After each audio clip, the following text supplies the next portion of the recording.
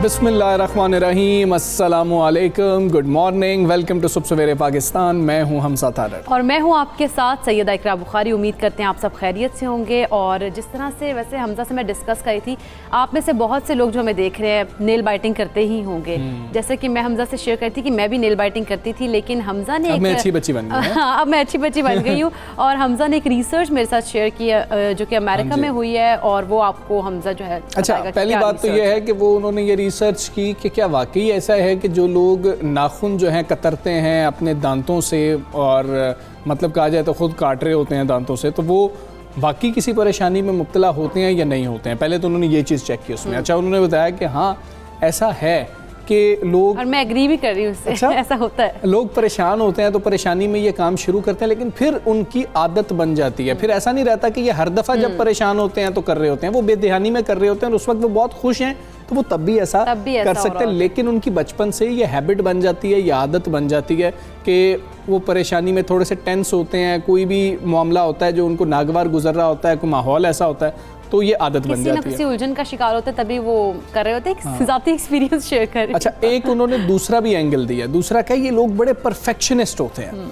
और इसलिए जो है इनको नज़र आता है कि जी कि हमारे नाखून थोड़े से बढ़ रहे हैं तो ये उसी वक्त जो है कतरना शुरू कर देते हैं। ये लोग परफेक्शनिस्ट होते हैं, इसलिए भी ऐसा वो कर रहे होते हैं। तो ये तो उन्होंने बताया कि जी कि वजूहात ये हैं, लेकिन फिर उन्होंने साथ बताया कि अच्छा अब हमने ये भी देखना है कि किस तरह से जो लोग इस आदत में मुब्तला हो चुके हैं तो उसको छुड़वाया जाए। उसके लिए उन्होंने बड़ी बेसिक कुछ चीज़ें जो हैं वो बताई हैं, और एक तो इकरा ने भी फॉलो की है। तो मैंने एक फॉलो किया और वाकई में उसका असर भी हुआ है कि जो नेल्स हैं अपने उनको बढ़ने ही ना दें, उनको कट कर दें। चौथे दिन जो है, तीसरे चौथे दिन जो है आप ऐसा करें कि उनको नेल कटर अपने साथ कैरी करें और उनको काट लिया करें, ताकि वो ना बड़े होंगे, ना आपको नजर आएंगे और ना आप एक और भी बात है हमजा कि सवाब की नीयत से आप जुमे जो है ना नेल्स कट कर लें, उससे बहुत ज़्यादा फायदा होता है। बिल्कुल, उससे ज़्यादा होता है। अगर आप उससे दौरानिया मजीद कम कर लेंगे तो ये होगा कि वो बढ़ नहीं रहे होंगे। दूसरी उन्होंने एक चीज़ बताई खासतौर पर ये लड़कियों के लिए, ख़वातीन के लिए, उन्होंने कहा कि कोई ऐसी नेल पॉलिश लगाएं कि बहुत ही ज़्यादा बद जायका हो। यानी कि नेल पॉलिश ख़रीदने से पहले आप ये भी चेक करें कि ये बद जायका हो, वो आपने लगाई हो।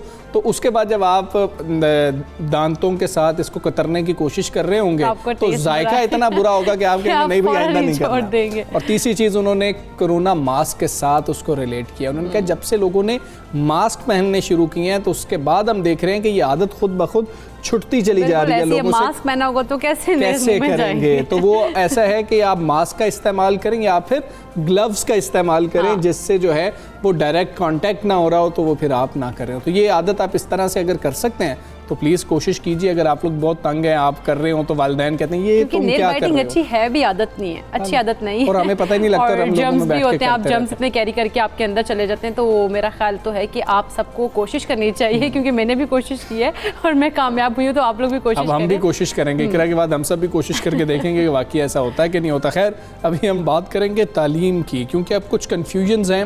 हुकूमत की जानिब से कुछ फैसले तो किए जा रहे हैं और जिसको सराहा भी बहुत ज़्यादा जा रहा है, लेकिन उसमें कुछ ऐसी चीज़ें हैं कि जिससे तमाम स्टेक होल्डर्स परेशान हैं। हम बात करने जा रहे हैं यकसा निसाब तालीम की। बिल्कुल, हुकूमत इसी साल अगस्त में अपने तकरीबन 25 मिलियन बच्चों के लिए यकसा कौमी निसाब को नाफिज करने के लिए तैयार तो है, मगर वालिदैन, माहिरीन तालीम और अमल दरामद करने वाले जो हुकाम हैं उनके जहनों में बहुत से मसाइल हैं, जैसे कि किताबें बनाना, इजाफी मवाद, गैर यकीनी सूरत हाल, और इनके साथ साथ इंतशार में इजाफा भी हो गया। बहुत सारे क्वेश्चन कर रहे हैं पेरेंट्स भी। अच्छा, पहले असातिज़ा की जानिब से कुछ क्वेश्चन सामने आ रहे थे, अब वालिदैन की तरफ से भी यकसा निसाब तालीम पर कुछ तनकीद सामने आ रही है। अच्छा, इसको तनकीद कहा जाए, उसके साथ कन्फ्यूजन भी कहा जा सकता है। वालिदैन ये कह रहे हैं कि यकसा निसाब तालीम एक बच्चे की तालीम में सबसे अहम स्टेक होल्डर को मुकम्मल तौर पर अलग करके तैयार किया गया है। मतलब वो पेरेंट्स को समझा जा रहा है। वो कह रहे हैं कि पेरेंट्स हैं, हमारी मर्जी है कि हम अपने बच्चे को कैसी तालीम दिलवाना चाह रहे हैं। जो निसाब आपने फाइनल किया, अगर वो हमें पसंद नहीं आ रहा तो फिर हम क्या करें। यकसा निसाब तालीम के नफाज से पहले वालिदैन को एतमाद में ज़रूर लिया जाना चाहिए था। और वालिदैन का ख्याल ये भी है कि हुकूमत की तरफ से इस निसाब को जल्दबाजी में नाफिज किया जा रहा है, जिसमें तलबा और वालिदैन की राय ही नहीं ली गई है, जबकि वालिदैन ये भी कह रहे हैं कि यकसा निसाब तालीम जो है उसमें सिंगल का तसव्वुर इंतखाब की आज़ादी के बारे में बुनियादी इंसानी हुकूक की खिलाफ वर्जी भी करता है। अच्छा, शहरी अब ये भी कह रहे हैं कि अपने बच्चे को इनफरादी मंसूबों के मुताबिक तालीम देना बुनियादी हक है हमारा, और हुकूमत ने एक तरफ़ा तौर पर यह फ़ैसला कर लिया है कि उनके बच्चे के लिए कौन सा निसाब बेहतर है, ये फ़ैसला गवर्नमेंट कर रही होगी। लेकिन अगर हमें वो निसाब पसंद नहीं आता, हमारे प्लान्स कुछ और हैं अपने बच्चे को लेके, ख़ास तौर पे हम बात कर रहे हैं कि प्राइवेट स्कूल्स में जो बच्चे पढ़ रहे होते हैं या ऑक्सफोर्ड के लिए, कैम्ब्रिज के लिए जो बच्चे जाना चाह रहे होते हैं, उनके लिए शायद इस तरह की बातें सामने आ रही हैं। इसी पर हम बात करेंगे। हमारे साथ मारूफ माहिर तालीम आयशा साहिबा मौजूद हैं। आयशा साहिबा, अस्सलाम वालेकुम, गुड मॉर्निंग। हम यकसा कौमी निसाब की बहुत अरसे से बात कर रहे हैं, गवर्नमेंट शायद उसके लिए कुछ कोशिशें भी कर रही है। अब जो पेरेंट्स ये कह रहे हैं कि हम बहुत बड़े स्टेक होल्डर थे, ये तो हमने फैसला करना है कि हम अपने बच्चे को कहाँ देखना चाहते हैं, कैसा निसाब पढ़ाना चाहते हैं, तो हमें तो शामिल ही नहीं किया गया किसी भी फैसले के अंदर। जी अस्सलाम वालेकुम, thank you very much for having me. बिल्कुल ठीक बात है हमजा, और ये पिछले तकरीबन 1.5-2 साल से ये डिबेट चलती आ रही है, जब से गवर्नमेंट ने अनाउंस किया था कि हम एक यकसा कौमी निसाब मुल्क के अंदर इंट्रोड्यूस करवाएंगे। और ये आपको पता है कि इसके पीछे जो एक विजन स्टेटमेंट जो हमेशा से दी जाती रही है वो ये है कि इस मुल्क के अंदर तबकाती तफरीक बहुत ज़्यादा है, और उसकी शायद एक इनके ख्याल में बुनियादी वजह ये भी है कि काफ़ी सारे बच्चे हमारे मुल्क में, आपको पता है 3 मेजर स्ट्रीम्स हैं जब स्कूलिंग की हम बात करते हैं। आपके पब्लिक स्कूल्स हैं, आपके प्राइवेट स्कूल्स हैं, आपके मदरसाज हैं। तो उनका ये ख्याल है कि इन सारे स्ट्रीम्स के अंदर जो बच्चे जाते हैं, उनके सोच के अंदर, उनकी जो वो लाइफ ट्रेजेक्ट्री होती है एक, उसके अंदर इतना फ़र्क है कि इवेंचुअली जब आप माशरे में देखते हैं तो ये मुख्तलिफ तबकों में बटे हुए नज़र आते हैं, और आपस में इनकी कोई जहनी मुताबिकत या इस किस्म की कोई सूरत हाल नहीं होती। फिर इसके अलावा मदरसे और पब्लिक स्कूल से जो बच्चे निकलते हैं, उनकी जो अपॉर्चुनिटीज़ इन लाइफ उनको मिलती हैं वो बड़ी डिफरेंट होती हैं एज़ कम्पेयर टू जो एलीट स्कूलों से या प्राइवेट स्कूलों से बच्चे निकलते हैं। अब प्राइवेट स्कूल भी हमें पता है हर तरह के हैं, मेजॉरिटी तो उसमें लो इनकम प्राइवेट स्कूल्स की है, लेकिन उसके अंदर एक तादाद है बच्चों की जो जाती है एलीट स्कूल्स में, जिनकी फिर लाइफ ट्रेजेक्ट्री जैसे आपने भी कहा बहुत मुख्तलिफ होती है। देखिए, अब उसका तो एक सोल्यूशन ये होना चाहिए था ना कि आप उन लोगों के मयार को बेहतर करें जिनका मयार ख़राब है, जिन स्कूलों का, जैसे आप अपने पब्लिक स्कूल सिस्टम को ठीक करें, वहाँ पे जो खराबियाँ हैं वो दूर करें। आपके टेस्ट्स आफ्टर टेस्ट्स आपको बताते हैं कि आपके जो एलीट प्राइवेट स्कूल्स, इवन जो लो इनकम प्राइवेट स्कूल्स हैं, वो ऑन एवरेज आपके पब्लिक स्कूलों से बेहतर परफॉर्म करते हैं। तो इसका असूलन तो ये होना चाहिए था सोल्यूशन कि आप उनका मयार बेहतर करें, ना कि दूसरों का मयार गिरा कर अपनी अचीवमेंट दिखाने की कोशिश करें।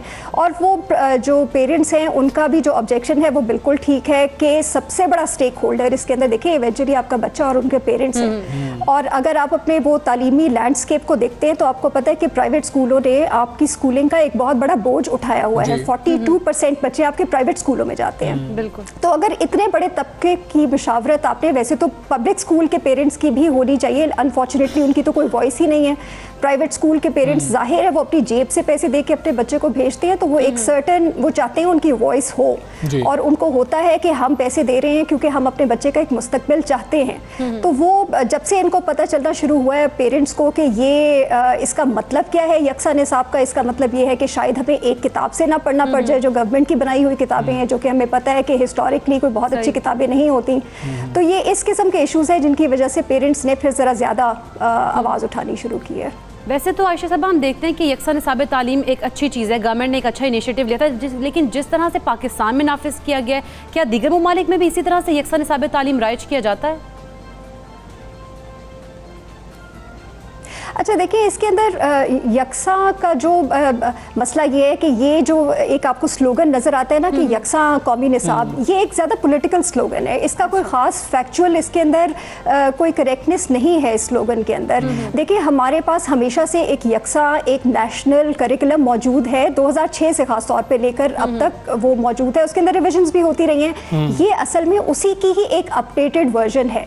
कन्फ्यूजन वहाँ पर पैदा हुई जहाँ पे गवर्नमेंट ने थोड़ा ये इसको वो पोलिटिसाइज करने के लिए, आपको पता, आपने स्टेटमेंट सुनी होंगी हमारे पीएम की भी, अदरवाइज भी, कि हम मुल्क के अंदर तबकाती तफरीक ख़त्म कर रहे हैं क्योंकि हम यकसा कौमी निज़ाम लेकर आ रहे हैं। तो वो पेरेंट्स को क्योंकि समझ ही नहीं है इस बात की कि देखिए जो चीज़ इंट्रोड्यूस करवाई है वो मिनिमम लर्निंग आउटकम्स हैं, यानी बच्चे को एट मिनिमम ये करना आना चाहिए by the end of a grade level. अब वो किसी भी बुक को पढ़ने से आ सकता है, वो किसी भी स्कूल में पढ़ने से आ सकता है, लेकिन ये जो कन्फ्यूजन फैलाई गई है ना नाम की वजह से, इसकी वजह से पेरेंट्स को ये लगना शुरू हो गया है। और पंजाब ने ख़ास तौर पे बहुत रिजिड इसके ऊपर स्टांस लिया था। पंजाब ने एक स्टेज पे कहा था कि सब लोग सारे प्राइवेट स्कूलों में, मदरसों में, पब्लिक स्कूलों में एक ही किताब पढ़ेंगे, यानी गवर्नमेंट की किताब, वो कुछ और पढ़ा ही नहीं सकते। फिर उन्होंने खैर वो पोजीशन रिवर्स कर ली। तो ये जो इसको एक तरह का वो एक पॉलिटिकल अपनी अचीवमेंट दिखाने के लिए जितने कन्फ्यूजिंग तरीके से इम्प्लीमेंट किया गया है ना, उसकी वजह से अब ये चीज़ बहुत अजीब सी बन गई है। अब जो पेरेंट्स के लिए समझने की बात है वो ये है कि अगले आइंदा साल, ये जो अगस्त के अंदर तालीमी साल शुरू होगा, उसके अंदर से ये प्राइमरी स्कूलों के लिए इम्प्लीमेंट हो जाएगा आपका यकसा कौमी निसाब। अब उसका मतलब ये है इवेंचुअली इतने सारे पब्लिक जो अप्रोर है, उसके बाद गवर्नमेंट ने ये डिसाइड किया है कि ठीक है आप अपनी किताबें पढ़ा सकते हैं प्राइवेट स्कूलों के अंदर, as long as you get NOC, no objection certificate, हमसे रिव्यू करवाएं अपनी बुक्स और उसके बाद आप इंट्रोड्यूस करें जो बुक्स आपने इंट्रोड्यूस करनी है। देखिए इम्प्लीमेंटेशन में ये भी देखना है कि एजुकेशन एक प्रोविंशियल सब्जेक्ट है। अब मसला ये, गवर्नमेंट ने ये चीज़ बहुत ज़्यादा थॉट थ्रू की नहीं। अब फेडरल में इसकी इम्प्लीमेंटेशन बहुत फ़र्क नज़र आ रही है, ये ज़रा ज़्यादा रिलैक्स हो गए हैं गवर्नमेंट वो क्रिटिसिज्म सुन के। पंजाब ने बहुत मुश्किलात खड़ी कर दी हैं पब्लिशर्स के लिए, प्राइवेट स्कूल्स के लिए। आहिस्ता आहिस्ता वो बेहतरी की तरफ आ रहे हैं, लेकिन already too much time lost. KP के अंदर ये इम्प्लीमेंटेशन बहुत मुख्तलिफ नज़र आएगी। सिंध ने इसको कह दिया कि हम अडॉप्ट नहीं कर रहे, बलूचिस्तान भी रेडी रही है अडॉप्ट करने के लिए। तो ये चीज़ अब वो नेशनल करिकुलम वाली इसमें कोई बात नहीं रही। जो सिंगल वाली बात है वो भी नहीं रही, क्योंकि मदरसास काफ़ी सारे आपके कहते हैं कि हम नहीं अडॉप्ट करेंगे, पब्लिक स्कूलों में ये किताबें आ जाएंगी। प्राइवेट में अब ये मसला है कि पब्लिशर्स कहते हैं कि ऑलरेडी आपने इतना देर कर दिया है, जुलाई का महीना स्टार्ट हो गया है, हमने बुक्स अभी तक प्रिंट नहीं करनी शुरू की क्योंकि अप्रूवल्स नहीं आई हैं गवर्नमेंट की तरफ से।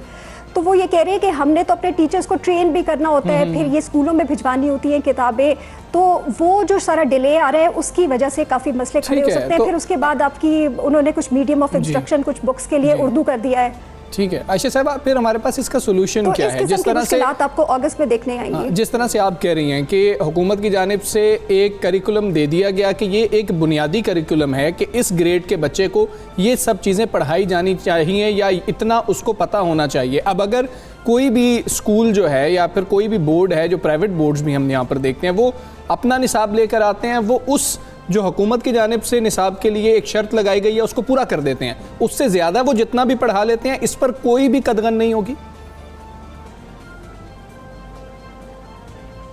जी फिलहाल अब ये जो इन्होंने मोस्ट रिसेंटली अपनी अनाउंसमेंट्स कर रहे हैं, देखिए ये तो अब आपको पता चलेगा अगस्त में ही कि इसकी वजह से जो किताबों का पूल अवेलेबल होता है स्कूलों के पास उसमें कितना फ़र्क आया है। क्योंकि देखिए अगर NOCs नहीं मिलेंगी कुछ सप्लीमेंट्री मटीरियल्स की या कुछ एडिशनल बुक्स की, तो ज़ाहिर है वो बुक्स नहीं लगाई जाएंगी। लेकिन हाँ, अगर ये सिर्फ मिनिमम लर्निंग आउटकम्स हैं, अगर आप ये शो कर देते हैं कि ये आप कवर कर रहे हैं, तो इससे ऊपर आप जितना मर्जी पढ़ाना चाहें वो आप पढ़ा सकते हैं एज अ प्राइवेट स्कूल। ठीक है आयशा साहब, ये भी बता दीजिएगा लेकिन गवर्नमेंट के पास अब ऑप्शन क्या है? गवर्नमेंट क्या करे? जहाँ पर तनकीद का निशाना तो गवर्नमेंट को बनाया जा रहा है। गवर्नमेंट ने देखना है एलीट स्कूल्स को भी देखना है, मदरसे के बच्चों को भी देखना है, गवर्नमेंट स्कूल्स के बच्चों को भी देखना है और प्राइवेट स्कूल के बच्चों को भी देखना है। उनको भी तो दरमियान में कोई बेंचमार्क रखना पड़ेगा ना कि हम चलें इतना कर देते हैं कि सारे इसके ऊपर आ सकें। तो गवर्नमेंट बेचारी यहाँ पर करे क्या? मज़ीद वक्त ले, थोड़ा सा टाइम ले, 4-5 साल का अरसा लिया जाए, आहिस्ता आहिस्ता इसको राइज किया जाए। जी इसमें साहब मेरे ख्याल में गवर्नमेंट को बेचारा कहना इस सूरत हाल में मैं एग्री नहीं करूँगी। गवर्नमेंट बिल्कुल भी बेचारी नहीं है। गवर्नमेंट ने ये चीज़ बगैर प्लानिंग के की है। देखें बात ये है कि ये चाह रहे थे कि अगले इलेक्शन तक ये हायर सेकेंडरी का जो नया करिकुलम है तब तक ये ले जाए। सो इस साल इरादा ये था कि प्राइमरी स्कूल इंट्रोड्यूस हो जाएगा, अगले साल मिडिल स्कूल इंट्रोड्यूस हो जाएगा, फिर उससे आगे सेकेंडरी और हायर सेकेंडरी। और हम अपने जब इलेक्शन ईयर में जाएंगे तो हम कहेंगे देखें जी सारे हमने लेवल पे एक ही निसाब कर दिया है सारी स्कूलिंग में और हमने अपना वादा पूरा कर दिया है। तो इस जल्दबाजी में ना कोई प्लानिंग हुई, ना कोई सोचा गया कि इम्प्लीमेंटेशन नज़र कैसे आएगी। फिर ये कि ये देखें हमारे पास तो ये प्रोविंशियल सब्जेक्ट है ना, तो ये अब आपको नज़र आ गया कि सूबाई तौर पे कितने डिफरेंसेस हैं। हाँ जी। अब जो सबसे बड़ी एक और चीज़ जो नज़र आती है ना वो ये है कि देखें आपने अपने स्कूलों का मयार बेहतर करना था, क्योंकि उन बच्चों का मयार दिन ब दिन गिरता जा रहा है। अब ये आपके पास एक होल बॉडी ऑफ रिसर्च है जो कहती है सिर्फ किताब चेंज करने से कुछ नहीं होगा, आपको अपने टीचर को बेहतर टीचर बनाना है। उसके अलावा बहुत सारे फैक्टर्स फैक्टर्स हैं जो बच्चों की क्वालिटी ऑफ एजुकेशन को मुतासिर करते हैं। गवर्नमेंट ने तो उस तरफ कोई तवज्जो नहीं दी, कोई टीचर ट्रेनिंग नहीं, नई किताबों पे कोई नई टीचर ट्रेनिंग नहीं हुई है। तो देखिए जो असल काम करने वाले थे ना वो गवर्नमेंट ने किए नहीं। गवर्नमेंट ने सिर्फ एक वो जो नहीं कहते कि एक चीज़ जो नजर आएगी यानी कि टेक्स्ट बुक, बस उसको चेंज कर दो और उसको लगा दो और कह दो कि हमने अपना वादा पूरा कर दिया। गवर्नमेंट को चाहिए ही नहीं था कि वो प्राइवेट स्कूलों को जो अच्छे परफॉर्मिंग प्राइवेट स्कूल्स हैं उनको छेड़ते। उनको चाहिए था कि जो स्कूल्स अच्छा परफॉर्म नहीं कर रहे, लो इनकम स्कूल्स हो गए, लो इनकम मदरसा स्कूल्स हो गए, आपके पब्लिक स्कूल्स हो गए, आप उनको बेहतर बनाते। गोइंग फॉरवर्ड अब इनको यही करना चाहिए अगले जो लेवल्स ऑफ एजुकेशन है उनके लिए। ठीक है आयशा रज़ाक साहिबा, बहुत शुक्रिया, आपका अहम मौजू था पाकिस्तान का, आप इस पर हिस्सा बने, उनकी गुफ्तगू आपने सुनी है। पेरेंट्स के भी अब कंसर्न सामने आ रहे हैं और साथ के तो कंसर्न पहले हमने आपके साथ शेयर किए भी थे। खैर हम आगे बढ़ते हैं और कुछ बात करते हैं कोरोना वायरस की, क्योंकि उसके केसेस जो हैं वो मुसलसल कम हो रहे हैं मगर ख़तरा अभी भी टला नहीं है और इस वक्त भी आपने एहतियात का जो दामन है वो नहीं छोड़ना है। और अगर आप एहतियात छोड़ देंगे तो ये आपकी बहुत बड़ी गलती होगी। इसके साथ साथ एक अच्छी खबर ये भी आई है कि अमेरिका की जानिब से अतिया करदा मॉडर्ना वैक्सीन की खेप पाकिस्तान पहुँच गई है। जी और मॉडर्ना वैक्सीन की 25 लाख डोजेज इस्लामाबाद एयरपोर्ट पहुँचाई गई हैं और उधर आलमी इत्तेहाद कोवैक्स ने तमाम हुकूमतों से अपील की है कि वो आलमी दायरा सेहत की जानिब से जो मखसूस करदा हैं वैक्सीन्स उनको तस्लीम करें। जो उन्होंने उनको मान लिया है तो आप लोग भी मान लें। जिस तरह से हम देख रहे हैं कि पाकिस्तानियों को ट्रैवल करने में कुछ मुश्किलात का सामना है, फिर वो चाह रहे हैं कि हम एस्ट्राजेनेका ही लगवाएं या फिर फाइज़र ही लगवाएं। अब मॉडर्ना आ गई है तो चाह रहे होंगे कि मॉडर्ना ही लगाएं। बयान में कहा गया है कि दुनिया के कई हिस्सों में सफ़र की इजाज़त दी गई है, लेकिन कोवैक्स की तमाम हुकूमतों से अपील है कि सफरी पाबंदियाँ लगाते वक्त वो ऐसे अफराद को भी तस्लीम करें जिन्होंने मुकम्मल वैक्सीन लगवा ली है। अगर आप ये कह रहे हैं पूरी दुनिया को कि जी क्या आपको वैक्सीनेट होना है, तो आप खुद क्यों नहीं समझ रहे कि ये वो तो बेचारे चूज नहीं कर सकते हैं, ममालिक इस पोजीशन में नहीं है, जो अवेलेबल होगी वही लगाएंगे, वही लगवाएंगे। तो उनको आप ऐसे ही जो है ना एक्सेप्ट भी करें। दूसरी जानिब अगर देखा जाए तो तशवीशनाक बात ये भी है कि पाकिस्तान दुनिया के उन मुल्क में शामिल है जहाँ पर वैक्सीनेशन की जो रफ्तार है वो बहुत ज़्यादा सुस्त है और इस वक्त पाकिस्तान की कुल आबादी का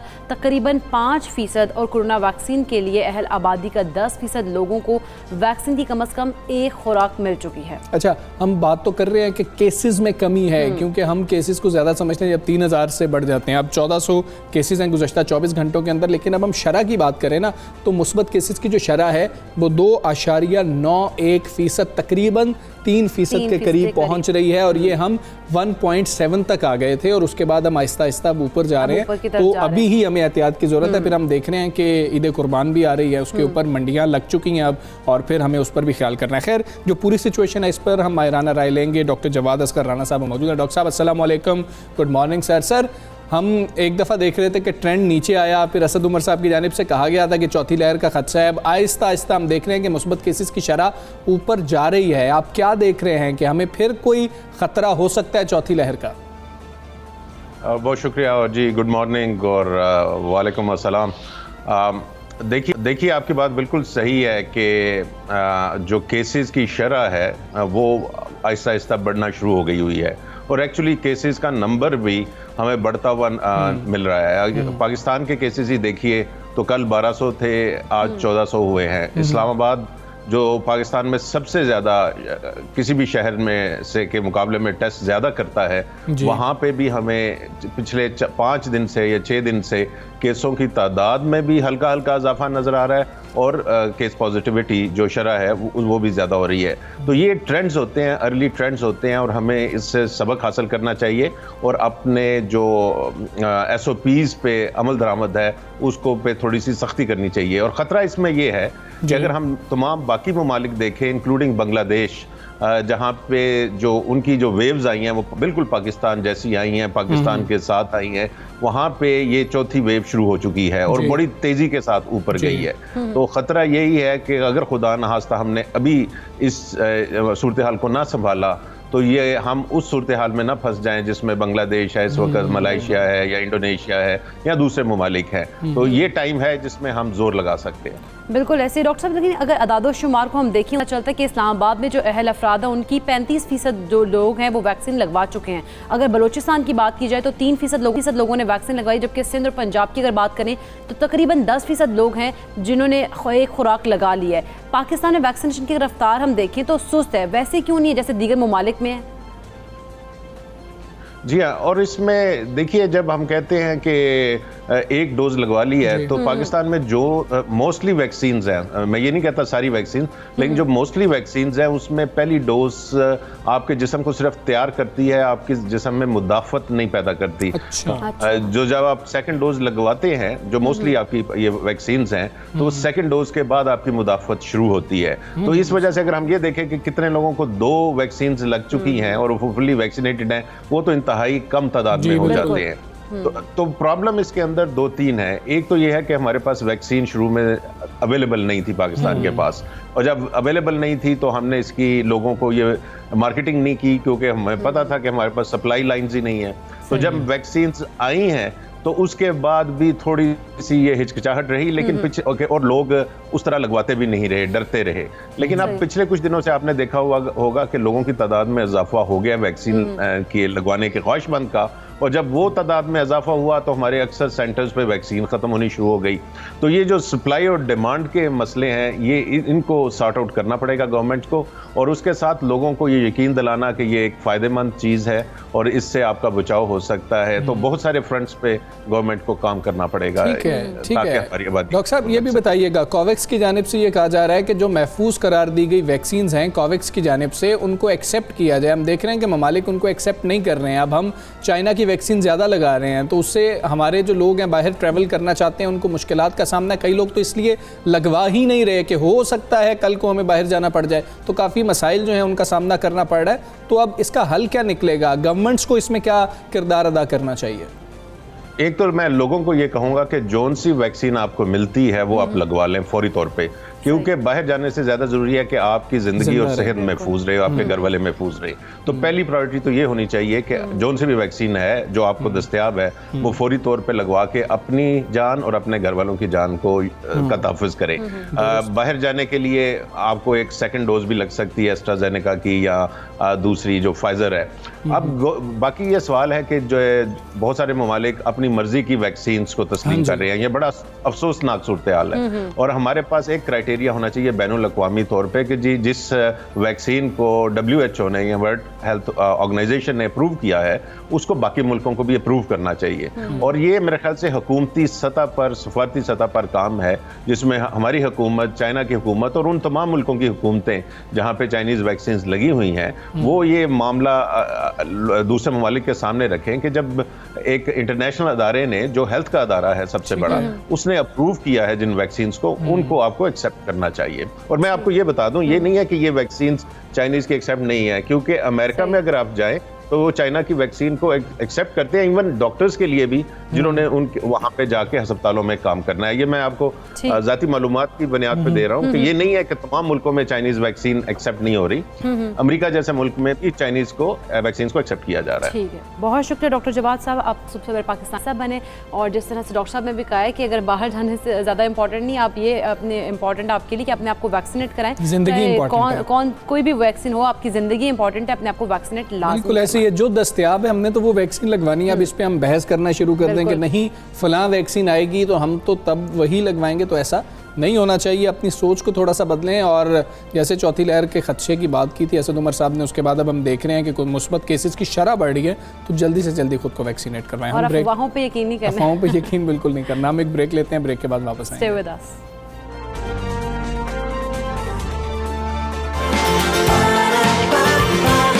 सुबह सवेरे पाकिस्तान, सुबह सवेरे पाकिस्तान।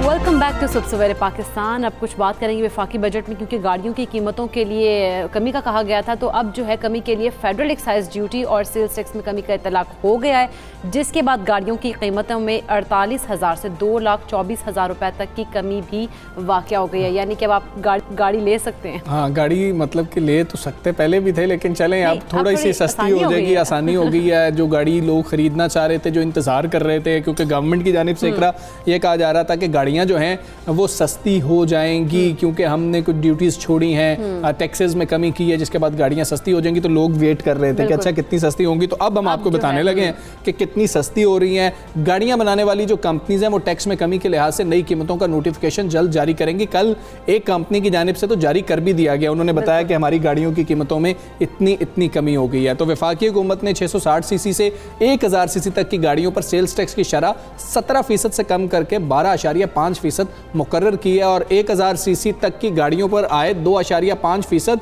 फेडरल एक्साइज ड्यूटी तो बिल्कुल ही खत्म कर दी। बिल्कुल ऐसे ही है, जिससे अगर बात की जाए 600 जो 650 सीसी की जो गाड़ी हैं उनकी और या 1000 सीसी तक की जो गाड़ी हैं उनकी कीमतों में अब 88,000 से 1,21,000 रुपए तक की कमी वाक़या हो गई है। बड़ी कमी है जो कि वाक़या हुई है। और उसमें अगर बात की जाए वफाकी हुकूमत की तो उन्होंने 1000 सीसी से जायद और 2000 सीसी तक की जो गाड़ियाँ हैं ना उन पर फेडरल एक्साइज ड्यूटी की शरह 5% से कम करके 2.5% कर दी है, ताकि ताहम जो इस कैटेगरी अगर बात की जाए इस कैटेगरी की तो गाड़ियों पर सेल्स टैक्स की शरह 17% बरकरार रहेगी। अच्छा, अब हम बात करते हैं 1000 से 2000 सीसी वाली। 1000 सीसी से जायद और 2000 सीसी तक की गाड़ियों की कीमत में बात कर लेते हैं ना, क्योंकि लोगों का इंटरेस्ट ज़रा कीमत में ज़्यादा होता है। 48,000 से लेकर 1,28,000 रुपए तक की कमी होगी इन कीमतों के अंदर भी। ये मतलब कि मुख्तलिफ वेरिएशंस होती हैं, मुख्तलिफ जो गाड़ियाँ उसमें इतनी कमी हो रही होगी। अब हम बात कर रहे हैं लग्जरी कार्स की। 2000 सीसी से जायद और 3000 सीसी और उससे जायद गाड़ियों पर विद होल्डिंग टैक्स की शरह जो है वो 7.5% से कम करके 2.5% की गई है, जिससे इस कैटेगरी की गाड़ियों की कीमत 1,60,000 से 2,24,000 रुपए तक की कमी हो रही है। और इस पर नोटिफिकेशन बाकायदा जो कंपनीज़ हैं वो खुद से जारी कर रही होंगी। और गाड़ियों की कीमतों में कमी के लिए टैक्स रिलीफ का सारिफिन के साथ ऑटो इंडस्ट्री ने भी खैर मकदम किया है कि जी बड़ी अच्छी बात है कि कीमतें जब कम हो रही होंगी तो उसके बाद क्या होगा कि लोग ज़रा शायद ज़्यादा ख़रीदना शुरू कर देंगे। कुछ लोग जो बेचारे बजट बना के बैठते थे, गाड़ी महंगी हो जाती थी, हर हफ्ते पता लगता था कि 15 दिन बाद गाड़ियों की कीमतें बढ़ती चली जा रही हैं, तो वो कम हो रही हैं। तो ये बहुत अच्छी बात है। बिल्कुल अच्छी बात है हमजा। लेकिन अगर देखा जाए जिस तरह से लोग होते हैं ना कि 850 या 1000 सीसी के अंदर गाड़ियाँ जो हैं लोग कहते हैं कि हम ज़्यादा हमारी 1000 सीसी तक, लेकिन अब जिसमें जितनी कमी की गई है एक अच्छी अमाउंट है जो कि उन्होंने कम कर दी है, तो अब जो है आसानी होगी जिन लोगों ने गाड़ियाँ खरीदी तो वो खरीद भी सकते। अब हम ये भी दुआ करें साथ के रुपया मुस्तहकम हो। जब रुपया मुस्तहकम हो रहा होगा, डॉलर की कदर रुपए के मुकाबले में कम हो रही होगी,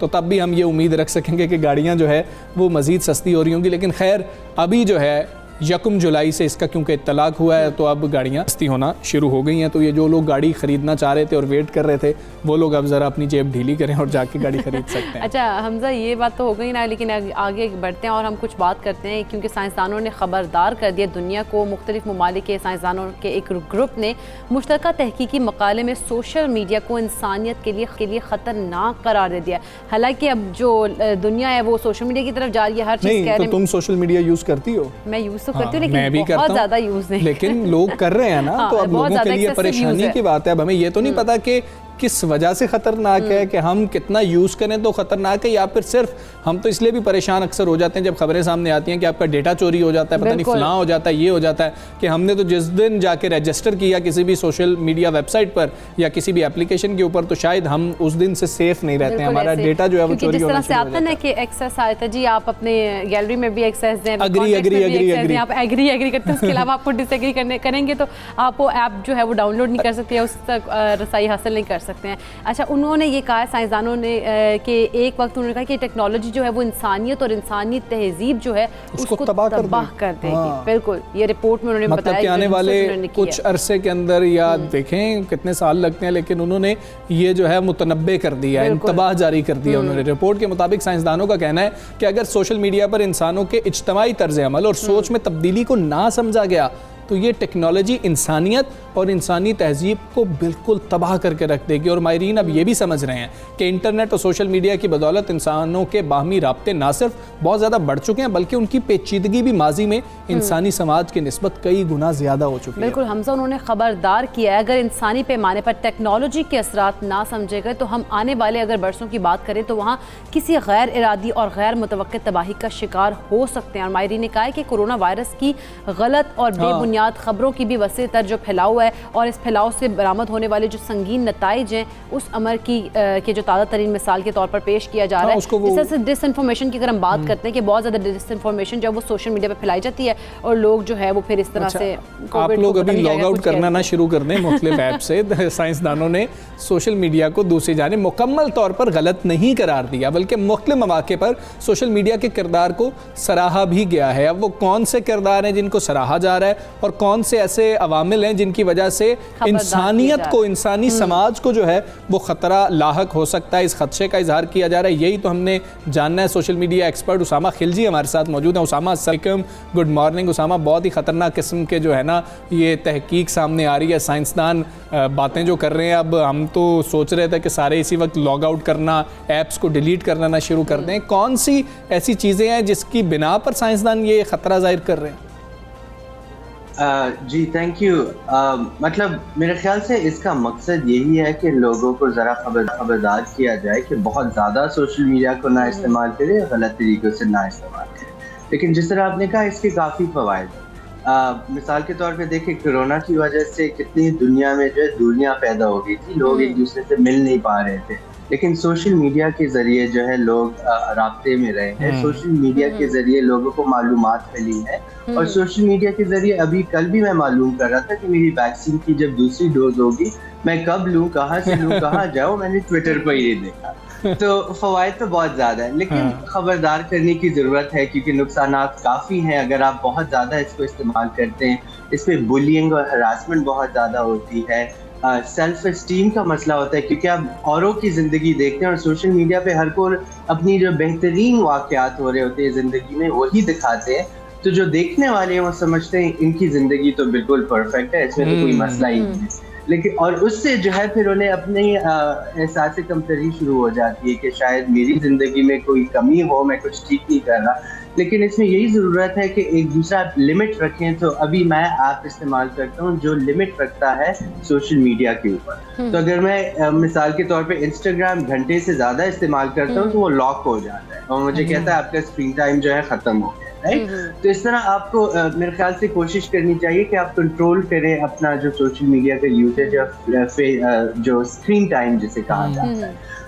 इसमें एक और भी एक ज़रूरी बात यह है कि जो खासकर बच्चे हैं जो इस्तेमाल कर रहे हैं अभी उनको नहीं पता, कई जो है वालिदैन मोबाइल फ़ोन बच्चों को दे देते हैं, उन घंटों बैठे रहते हैं, तो वो भी ऐसे नहीं करना चाहिए। तो बच्चों को मेरे ख्याल से तालीमी जो इदारे हैं उधर अगर तालिब इल्म को जो है ये सिखाया जाए कि सोशल मीडिया के क्या फ़वाइद हैं, आप तालीम के लिए इसको किस तरह इस्तेमाल कर सकते हैं, अच्छी एंटरटेनमेंट क्या होती है, एज लिमिट क्या होती है, अगर ये चीज़ें जो है सिखाई जाए और इनको अच्छी तरह समझाया जाए बच्चों को, तो जब बड़े होंगे तो वो रिस्पॉन्सिबली इसको इस्तेमाल करेंगे। तो मेरे ख्याल से ये कुछ चीज़ें हैं जो माइंड में रखनी चाहिए।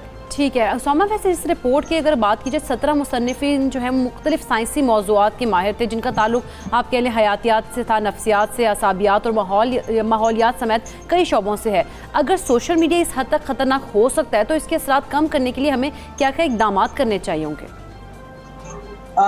इसमें यही हमें देखना चाहिए, सबसे पहले तो आप अपना स्क्रीन टाइम लिमिट करें। तो आप दिन में देखें कि कुछ घंटों में ही महदूद रखें अपनी सोशल मीडिया का जो इस्तेमाल है।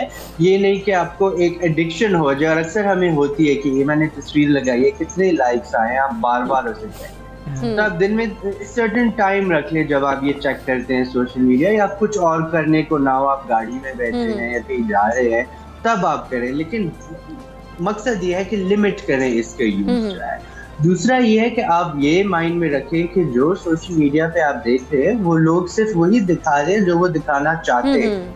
आप जो है उनकी जिंदगी के जो मसले हैं या मुश्किलात हैं वो बहुत कम अपनी सोशल मीडिया पे डालते हैं। तो आप अपनी सेल्फ एस्टीम के लिए ये याद रखें।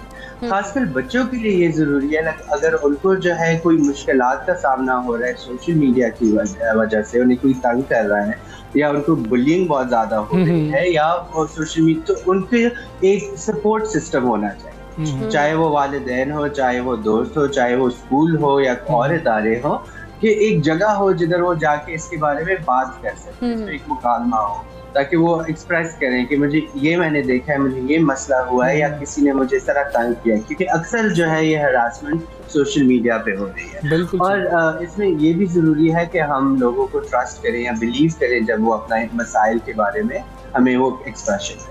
और दूसरा आखिरी बात यह है कि जो डिसइंफॉर्मेशन और मिस इन्फॉर्मेशन है उससे दूर रहने के लिए हम सोशल मीडिया पे जो मालूमात है उसको तस्दीक करने के तरीके हमें मालूम कि अगर कोई हम खबर देख रहे हैं वो जरा थोड़ी सी अनबिलीवेबल लग रही है तो आप सोशल मीडिया इंटरनेट पे जाके उसको डबल चेक करें, तस्दीक करें, वेरीफाई करें, ताकि आपको मालूम हो कि क्या सच है क्या गलत है। और ये भी याद रखें कि कोई भी कुछ भी सोशल मीडिया पे खबर लगा सकता है, तो इसलिए जो है हर बात पे आप यकीन ना करें जो आप सोशल मीडिया क्रॉस चेक करना ही करना है आपने। आपके पास खुद भी ऐसे ज़राए मौजूद हैं कि जिनसे आप चेक कर सकते हैं, क्योंकि हम सब की ज़िंदगी का एक जो है हिस्सा बन चुका है सोशल मीडिया। हम सब जो है किसी ना किसी तरह इससे जुड़े हुए हैं, तो इस पर बात भी बहुत जामे होनी चाहिए। उसामा, आप जो बात कर रहे थे कि दूसरे लोग दूसरों की ज़िंदगियों को देख के, तस्वीर को देख के कि ये तो बहुत ज़्यादा खुश हैं, हमारी ज़िंदगी ऐसी क्यों नहीं है, तो बहुत परेशान हो जाते हैं। तो आज सुबह मैं देख रहा था कि नॉर्वे में एक बिल पास किया गया है, शायद आपकी नज़र से गुजरा हो, कि वो बिल ये है कि जो इंस्टाग्राम इन्फ्लुएंसर्स हैं उन लोगों ने अगर फ़िल्टर इस्तेमाल किया अपनी तस्वीर के ऊपर तो उनको रीटच्ड या ये लिखना होगा कि फ़िल्टर इस्तेमाल किया गया है, क्योंकि वो लोग ये समझते हैं कि ये तो इतने खूबसूरत लोग हैं, हम तो बहुत बदसूरत हैं, पता नहीं हम कैसे लोग हैं, तो वो एहसास कमतरी का शिकार हो जाते हैं। तो गवर्नमेंट्स का जो इसके अंदर रोल है वो कितना ज़्यादा अहम है, फिर हम इस गवर्नमेंट के रोल को पाकिस्तान के साथ भी लिंक करेंगे, आपने उस पर भी बात करनी है। पाकिस्तान में अगर गवर्नमेंट कुछ करने जा रही है तो हम कहते हैं ये तो देखे ना, ये तो हमारे ऊपर पाबंदियाँ लगाई जा रही है। अब नॉर्वे ने भी तो किस तरह का किया, या फिर इस तरह की पाबंदियाँ होनी चाहिए जो मुआशरे की बेहतरी के लिए हो? बिल्कुल, क्योंकि पाकिस्तान में वो हमारी बेहतरी के लिए क्या करते हैं, पूरा टिकटॉक बैन कर देंगे, अब कहेंगे हम ट्विटर बैन कर देंगे, राइट। तो इस तरह तो कोई काम नहीं चलता कि आप पूरा प्लेटफॉर्म बंद करें। अब जो मसाइल हैं लोगों को महफूज रखने के लिए जो इक़दामात हैं वो रखिए, और ऐसे इक़दामात रखिए जिससे लोग भी कहें कि ये अच्छा किया है हुकूमत ने हमारी बेहतरी के लिए। जिस तरह हमने देखा है कि ये हुआ है कि जिस तरह आपने बताया नॉर्वे का, कि अभी उनको नोटिस एक्सप्लिसिटली बताना होगा कि एडिटेड तस्वीर है या इसमें फिल्टर इस्तेमाल नहीं है, असल में ऐसी नहीं है, राइट। तो इस तरह के इक़दामात बिल्कुल आप रखें जिसमें आप लोगों की तहफ़्फ़ुज़ के लिए काम करें। दूसरा, अभी हमारे माशरे में, हर माशरे में साइबर हरासमेंट बहुत ज़्यादा होती है, खासकर ख़वातीन की बहुत ज़्यादा होती है। आप हर तस्वीर के कमेंट्स में चले जाएं या उनके इनबॉक्स में देख लें तो वो लोग तंग करते रहते हैं। लेकिन इसमें हम देखते हैं कि जितनी भी ख़वातीन अगर कंप्लेंट करती हैं FIA के बाद, उनके केस में कुछ ज़्यादा प्रोग्रेस नहीं होता, उसको जो है संजीदगी से नहीं लिया जाता। तो ये बहुत ज़्यादा ज़रूरी है कि हुकूमत जो हमारे पास जो क़वानीन मौजूद है उनकी जो इम्प्लीमेंटेशन है वो आप सही तरह करें कि लोगों को मालूम हो कि अच्छा अगर मैं ये गलती करूंगा या किसी को हरासगी का निशाना बनाऊंगा सोशल मीडिया पे तो उस पर मुझे जो है सजा मिल सकेगी और मिलेगी। तो मेरे ख्याल से जो इम्पोर्टेंट बात है वो ये है कि आपको सर्टेनिटी हो कि पनिशमेंट मिलेगी। अगर सर्टेनिटी नहीं होगी पनिशमेंट की तो फिर लोग अपने काम करते रहेंगे। एक बहुत अच्छी सोशल मीडिया पे पोस्ट थी पिछले दिन जिसमें उन्होंने कहा था कि बहुत सारे पाकिस्तानी और इंडियन दुबई में भी होते हैं, उधर वो बीचेस पे भी जाते हैं, मुख्तलिफ जगहों पे जाते हैं, हर किस्म की खवातीन मुख्तलिफ लिबास में होती है, लेकिन उधर आप नहीं देखेंगे पाकिस्तानी मर्द या जिस भी माशरे के लोग हैं कवानीन सख्त है ना, बिल्कुल हरास कर, राइट। लेकिन इधर भी वही कवानीन है, लेकिन इधर मर्द जो है हर खातून को जिधर भी देखते हैं तंग करते हैं। उस दिन वीडियो आई थी पिंडी में बुरके में खातून की मोटरसाइकिल वाले बिल्कुल उनको जो है हाथ लगा के तंग कर रहा है, राइट। तो अगर आपके कवानीन सख्त होंगे, आप लोगों को पकड़ेंगे उनकी गलत कामों पे, तो फिर सोशल मीडिया पे भी जो है लोग वो करेंगे। लेकिन आप इस बात पे ना पकड़े कि आपने सियासी राय दी है इस तरह की तो हम आपको जेल में डालेंगे, वो भी पाकिस्तान में बहुत ज्यादा हो है। आप जो खवातीन या बच्चों के खिलाफ जो है इस तरह के जराइम कर रहे हैं उनको महफूज रखने के लिए पहले ठीक है। उसामा, एक और अहम मामला है इससे जुड़ा हुआ कि आपने कहा कि आपने स्क्रीन टाइम लगाया है, ये आप को इतना फ़हम है कि आपको पता है कि स्क्रीन टाइम कोई चीज़ होती है और उसको ऐसे जाके एक्टिव किया जा सकता है और मुझे पता लग जाता है। आम शख्स को तो ये नहीं पता कि स्क्रीन टाइम भी कोई चीज़ होती है। चलें हम एजुकेट करने की कोशिश भी करते हैं। हमारा डेटा जो है वो किस तरीके से हमारे लिए ही मुश्किल का बायस बन जाएगा कि वो लीक हो सकता है, हमने किसी को नहीं भेजा तब भी लीक हो सकता है, ये हमें कैसे पता लगेगा और हमें क्या ख्याल रखना चाहिए अपना डेटा लीक होने से बचाने के लिए? बिल्कुल, इसमें बहुत अच्छा सवाल है। इसमें हर किसी को जो है आगाही होनी चाहिए कि किस तरह से डेटा को महफूज रखना है। पहले तो आप ये बात जान लें कि आप इंटरनेट पे जो भी मवाद डालते हैं वो महफूज नहीं है, तो आप ऐसा मवाद ना डालें जो आप नहीं चाहते कि लीक हो जाए। अगर आप किसी के साथ तस्वीर शेयर कर रहे हैं, आप एब्सोल्युटली अगर श्योर हो कि आप उन पर पूरा एतमाद करते हैं, फिर आप शेयर करें जो ज़ाती तस्वीर है, लेकिन कोशिश करें इंटरनेट पे आप बिल्कुल ना शेयर करें। तो ये तो एक प्रिवेंटेटिव हो गया। और दूसरा आप ये करें कि आप इनक्रिप्ट करें अपने डेटा को। इसका क्या मतलब है? तो इंक्रिप्शन का ये मतलब है कि आप अगर अपना डेटा का बैकअप करें कंप्यूटर पे या आपके फ़ोन पे सेव है, आप उनकी सिक्योरिटी सेटिंग्स में जाके, प्राइवेसी में जाके आपको इंक्रिप्शन का एक जो है ऑप्शन मिलेगा। उसमें क्या होगा कि आपका मोबाइल फोन या आपके कंप्यूटर की जो ड्राइव है उसमें पासवर्ड के बगैर कोई भी एक्सेस नहीं कर पाएगा आपके डेटा को, और ये बहुत जरूरी है। दूसरा, अगर आप व्हाट्सएप कॉल या व्हाट्सएप पे वो करते हैं तो वो भी एक इनक्रिप्टेड प्लेटफॉर्म है, बिल्कुल, तो वो जरा महफूज है। लेकिन अगर आप फेसबुक मैसेंजर पे या इंस्टाग्राम मैसेंजर पे चीजें शेयर कर रहे हैं तो वो इनक्रिप्टेड नहीं है। दूसरा ये, अगर आप गूगल फोटोज या आईफोन एप्पल फोटोज में अगर आप बैकअप करें वो भी इनक्रिप्टेड नहीं होता। अच्छा। तो उन डेटाबेस में भी अक्सर जो है लीक्स किए जाते हैं और होते हैं, तो उसमें भी आपको जो है थोड़ा सा इसका ख्याल रखना चाहिए। और दूसरा यही है कि आप कोशिश करें इंटरनेट पे बैकअप करने के बजाय आप USB या हार्ड ड्राइव या कंप्यूटर पे अपना डेटा बैकअप करें। तो उसमें यह, क्योंकि वो इंटरनेट से कनेक्टेड नहीं होता तो वो ज्यादा महफूज रहेगा। बिल्कुल, जो चीज़ें इंटरनेट के साथ कनेक्टेड नहीं हैं वो ज़्यादा सेफ होती हैं। उसामा, बहुत शुक्रिया आपका, बड़ा अहम मौजू है और लोग सब जानना चाहते हैं इसके ऊपर कि हम कैसे अपने आप को सेफ फील करवा सकते हैं और हम ऐसे काम ना करेंगे हमारा डेटा लीक हो। बहुत शुक्रिया उसामा, आप सब सवेरे पाकिस्तान का हिस्सा बने। यहाँ वक्त एक ब्रेक का, कहीं मत जाइएगा, देखते रहिए सुबह सवेरे पाकिस्तान।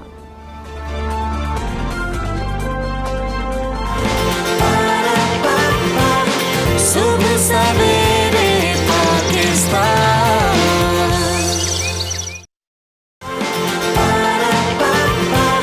सुबह सवेरे पाकिस्तान।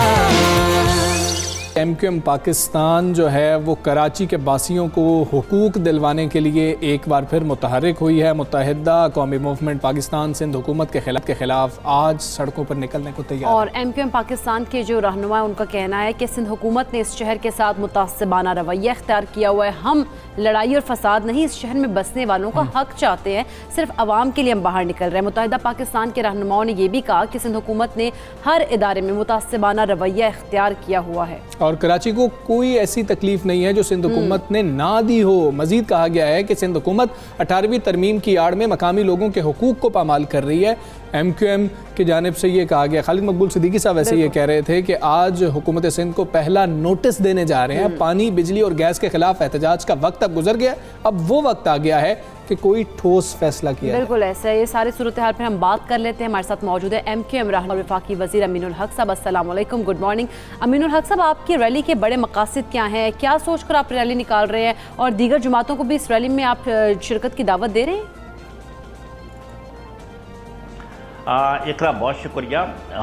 MQM पाकिस्तान जमहूरी तरीक़ेकार के मुताबिक मैं समझता हूँ अपना हक़ को इस्तेमाल करते हुए आज सिर्फ और सिर्फ कारकुनान की रैली निकाल ली है, सबसे इम्पोर्टेंट बात। और MQM पाकिस्तान अपनी तंजीमी सलाहियत का भरपूर मुजाहरा करेगी और शहरा फैसल से होते हुए हम प्रेस क्लब तक मुजाहरा कर रहे हैं। अब तीन बड़ी इंपॉर्टेंट चीज़ें, जब मैंने कहा जमहूरी तरीक़ेकार तो हमने क्या किया, सबसे पहले प्रेस कॉन्फ्रेंस की, अपने मसाइल बताए, असेंबली में आवाज़ बुलंद की, हाई कोर्ट और सुप्रीम कोर्ट में पिटिशन भी दाखिल की हुई, आर्टिकल 140 हो या सेंसस के हवाले से। और अब MQM पाकिस्तान ने बाकायदा फैसला किया कि अब हम रोडों पर और सड़कों पर आकर कराची यानी शहरी सिंध के अवाम के हक़ लड़ेंगे। मसला क्या है? मसला ये है कि अगर हम देखते हैं कि पिछले 14 साल से पाकिस्तान पीपल्स पार्टी की करप्ट, नाहिल, बेहिस हुकूमत मौजूद है, लेकिन क्या हुआ कि कराची के अवाम के पानी को बूंद बूंद को तरसाया जा रहा है। 14 साल गुजरने के बावजूद 14 गैलन पानी कराची को नहीं दिया गया। दूसरी तरफ चलते हैं ट्रांसपोर्ट के निज़ाम पे, अगेन 14 साल गुजर चुका है, 14 साल हम देखते हैं लाहौर में मेट्रो बन जाती है, मुल्तान में मेट्रो बन जाती है, पिंडी में मेट्रो बन जाती है और पेशावर में मेट्रो बन जाती है। वहाँ के नौजवान एयर कंडीशन बस पे सफर करते हैं, हम तो खुश होते हैं, देख देख के खुश हो रहे होते हैं। लेकिन क्या सिंध हुकूमत ने जो 95% कराची टैक्स देता उसके लिए एक मेट्रो बस भी इंतजाम किया? नहीं किया। एक बस, यानी आप अंदाजा करें 14 साल गुजरने के बाद एक मामूली बस भी नहीं दी गई। आज 21वीं सदी में रहते हुए कराची हैदराबाद का नौजवान चिंचे रिक्शे पे सफर करता है। इसी तरीके से क्या कराची के नौजवान तालीम याफ्ता है? 92% लिटरेसी रेट कराची और हैदराबाद में। ट्रस्ट में यहाँ का नौजवान फूड पांडे में काम कर रहा होता है। तमाम सरकारी नौकरियां पे पाबंदी एक तरह से लगाई गई है, जाली डोमिसाइल और पीआरसी बनाकर दही सिंध के लोगों को नौकरी दी जाती है। मैं आपके सामने चंद मिसाल रख देता हूँ। आप देखें, commissioner Karachi, deputy commissioner, assistant commissioner, SSP, SHO, ये तमाम लोगों को, गैर मुकामी लोगों को शामिल कर दिया गया। आप चले जाते हैं, आप इस कॉलेज के प्रिंसिपल देख लें, ट्रस्ट में हमें अफसोस आता है 100+ कॉलेज है कराची में, एक प्रिंसिपल में मुकामी नहीं है। इसी तरीके से आप एजुकेशन डिपार्टमेंट चले जाए, आप हेल्थ डिपार्टमेंट में चले जाएं, रेवेन्यू डिपार्टमेंट में चले जाएं, और अगर आप सिंध सेक्रेटेरिएट में चले जाते हैं तो क्या कराची के रहने वाला, उर्दू बोलने वाला, सिंधी बोलने वाला, पंजाबी बोलने वाले, पख्तून बोलने वाले को नौकरी नहीं मिलेगी? नहीं, ये ज्यादती की जा रही है। मैं समझता हूँ इन तमाम चीज़ों के खिलाफ जिसे कहते हैं MKM पाकिस्तान ने आज एक जिसे कहते हैं पहला नोटिस सिंध गवर्नमेंट को सर्व कर रही है, और हमने ये रैली कराची प्रेस क्लब तक लेके जा रहे हैं। और ये सिर्फ और सिर्फ कारकुनान के रैली है। अगर पाकिस्तान पीपल्स पार्टी की लसानियत भरी, तासुब भरी हुकूमत ने सियासी इंतकाम के नाम पर अपना रविश नहीं बदला, तो फिर कराची के अवाम अगली रैली जो है अवाम के साथ जाएंगे और चीफ मिनिस्टर हाउस के सामने मुजाहरा किया जाएगा। तो मैं समझता हूँ कि yes, it's a high time for the Sindh government के अपने रवैये में तब्दीली लाए और इस शहर में रहने वाले तमाम लोगों को साथ लेकर चले, तमाम लोगों के हकूक दे। ठीक है अमीनुल हक साहब, अच्छी मतलब बात है कि आप अपनी तंजीमी स्ट्रेंथ दिखाना चाह रहे हैं गवर्नमेंट को, क्योंकि गवर्नमेंट तो अपोजिशन को बात भी नहीं करने दे रही अगर हम सिंध असम्बली की बात करते हैं तो। लेकिन पहला नोटिस तो आपने दे दिया है, आपको ज़ाती तौर पर ऐसा लगता है कि इस नोटिस का कोई फ़र्क उनको पड़ रहा होगा? ये तो फ़र्क नहीं पड़ेगा। फिर दूसरा आपने नोटिस बताया कि आवाम के साथ निकलेंगे, एंड क्या है इसका? आपने क्या सोच रखा है कि अगर फिर भी कोई बात ना सुनी गई तो हम क्या करेंगे और कब तक करेंगे? कोई टाइमलाइन भी सोच रखी है? जी हमजा, बिल्कुल। जैसे मैंने पहले कहा कि MKM कानून पसंद, जमहूरियत पसंद सियासी जमात है, तो हमने पूरा टाइमलाइन के साथ अपनी तैयारी मुकम्मल की है। हमने जिस तरह कहा कि दूसरी जो है अवाम के साथ हम चीफ मिनिस्टर हो जाएंगे, और तीसरा स्टेज हमने रखा है कि हम धरना दिया जाएगा। और धरने के साथ साथ अब हमारा मुतालबा हो रहा है कि हर सूरत में शहरी सिंध सूबे यानी जनूबी सिंध सूबे के लिए जद्दोजहद करना, क्योंकि हम मुसलसल तमाम जिसे कहते हैं तमाम फोरम पे अपनी आवाज़ बुलंद करते चले आ रहे, हमारी आवाज़ नहीं सुनी जा रही। जैसे मैंने कहा कि कराची हैदराबाद का जो 92% लिटरेसी रेट है, वहां का नौजवान सिर्फ फूड पांडे पे काम कर रहा है। क्या वो रेवेन्यू डिपार्टमेंट में, क्या वो एजुकेशन डिपार्टमेंट में, क्या वो हेल्थ डिपार्टमेंट में, क्या पुलिस के अंदर, क्या सिविल सर्विस कमीशन में उसको नौकरी नहीं मिल सकती? मिल सकती है, लेकिन तासुब की बुनियाद पर चूंकि उनको दूर रखा जा रहा है, तो अब हमारा टारगेट हो रहा है कि जनूबी सूबा सिंध के लिए जद्दोजहद करना। और इसके लिए फिर आखिरी मरहले पर हुआ तो हम चीफ मिनिस्टर हाउस के सामने और सिंध सेक्रेटेरिएट के सामने मसलसल ना खत्म होने वाला धरने के लिए भी तैयार है, तैयारी मुकम्मल कर रहे हैं। अच्छा अमीनुल हक साहब, जिस तरह से आप कह रहे हैं कि हम जो रैली निकाली इसमें हम आवाम को भी अपने साथ दावत देंगे, बाद में जब कि आवाम भी आए, क्या आपको उम्मीद है कि आवाम भी आपके साथ इस रैली में शरीक हो पाएगी? और अगर बात की जाए इस आपकी रैली की, तो क्या इन फ्यूचर ये रैली जो है वो किसी तहरीक का भी रुख जो है अपना सकती है? बिल्कुल, सबसे अच्छी बात यह है कि अगर आप देखें कि कराची, देखिए 2018 का इलेक्शन होता है और उसमें आपको पता है कि एक बड़े ऑर्गेनाइज सिस्टमेटिक तरीके से MKM के अराकीन कौमी असेंबली 5 ऐसी सीटें थी जिसके ऊपर MKM को 300 से लेकर 350 वोटों से हरा दिया गया। मैं इस पर अब डिस्कशन नहीं करता, लेकिन उसके बाद जितने भी जो सनती एरिया है, like Karachi water and sewerage board है, कराची डेवलपमेंट अथॉरिटी है, या PTCL है, या KPT का, जिसके अंदर जहां पर भी CB के इलेक्शन होते हैं, उन तमाम जगहों पर MKM पाकिस्तान वैसा कामयाबी हासिल करती है। इसका मतलब कि कराची के अवाम का सेंटिमेंट MKM के साथ है। इंशाअल्लाह ताला आप देखेंगे कि बिल्कुल कराची के अवाम, हैदराबाद के अवाम, मीरपुर खास के अवाम, जिसे कहते हैं कि हज़ारों नहीं लाखों की तादाद में MKM के साथ शामिल होंगे। और हमने क्या किया, हमने साथ साथ जो यहाँ के जितने स्टेक होल्डर हैं, जो सिविल सर्विसेज के लोग हैं, या जो वो लोग जो मुख्तलिफ ऑर्गेनाइजेशन में काम करते हैं, उन सबों से रब्ता कर रहे हैं। उन सबों को हम रब्ता कर रहे हैं कि अगली रैली जो हमारी होगी उन सबों को शामिल किया जाएगा। क्यों? क्योंकि हमने ये फैसला किया है कि जब हम सूबे की जद्दोजहद करेंगे तो मेरिट की बुनियाद पर होगा, बला तफरीक रंग और नस्ल होगा, और इसके ऊपर कोई पाबंदी। आज अगर आप देखें पिछले 70 साल से जब चीफ मिनिस्टर की बात आती है तो कहते हैं कि दही सिंध से बनेगा। हमने क्या फैसला किया? हमने कहा कि मेरिट पे फैसला होगा, जिस पार्टी की भी अक्सरियत होगी उसको बनाया जाएगा। और एमकेएम ने अमलन क्या किया? मैं एक छोटी सी मिसाल आपके सामने दे देता हूँ कि जब कराची मेट्रोपॉलिटन में आपने देखा कि कराची का जब एमकेएम पाकिस्तान का मेयर और डिप्टी मेयर बला मुकाबला मुंतखब होते हैं तो तीसरी बड़ी पोस्ट क्या थी? तीसरी बड़ी पोस्ट थी कायदे ऐवान की। उसको एमकेएम ने क्या किया? एमकेएम ने ब्रॉड विजन का मुजाहरा किया और अपने पख्तून बोलने वाले भाई को कायदे अमान मुकर्रर किया। इसका मतलब हमारा विजन मौजूद है। इसी तरीके से अगर आप देखेंगे कि जब मुख्तलिफ सेनेट, पिछली दफ़ा सेनेटर की सीट है या कौमी असम्बली की सीट है, हम इस शहर में तमाम ज़बान बोलने वालों को ऑन बोर्ड लेते हैं और उनको भी कौमी असम्बली, सूबाई असम्बली के टिकट दिए जाते हैं और वो भी मुंतखब होकर ऐवानों में पहुँचते। तो हम कुछ तफरीक नहीं करते, बल्कि शहर में रहने वाले तमाम लोगों को ओन करते हुए आगे बढ़ना चाहते हैं। ठीक है अमीनुल हक साहब, लेकिन ये भी बताइएगा, बड़े स्टेक होल्डर्स पाकिस्तान तहरीक इंसाफ है कराची की, अगर हम जो है गुज़श्ता इलेक्शंस को देख लें तो ऐसी सूरत हाल में क्या पाकिस्तान तहरीक इंसाफ को भी शामिल किया जाएगा सिंध को? ख़ास तौर पे आप जमहूरी अक़दार की बात कर रहे हैं कि हम जमहूरी तौर तरीके से जा रहे होंगे, लेकिन हालात तो कोई कौमी असम्बली में भी अच्छे नहीं है, लेकिन जो सिंध असम्बली में अपोजिशन की जानिब से किया गया था, ऐसे हालात में उनको शामिल किया जा सकता है इस तहरीक में, इस प्लान में जो मुत्तहिदा पाकिस्तान की जानिब से तरतीब दे दिया गया?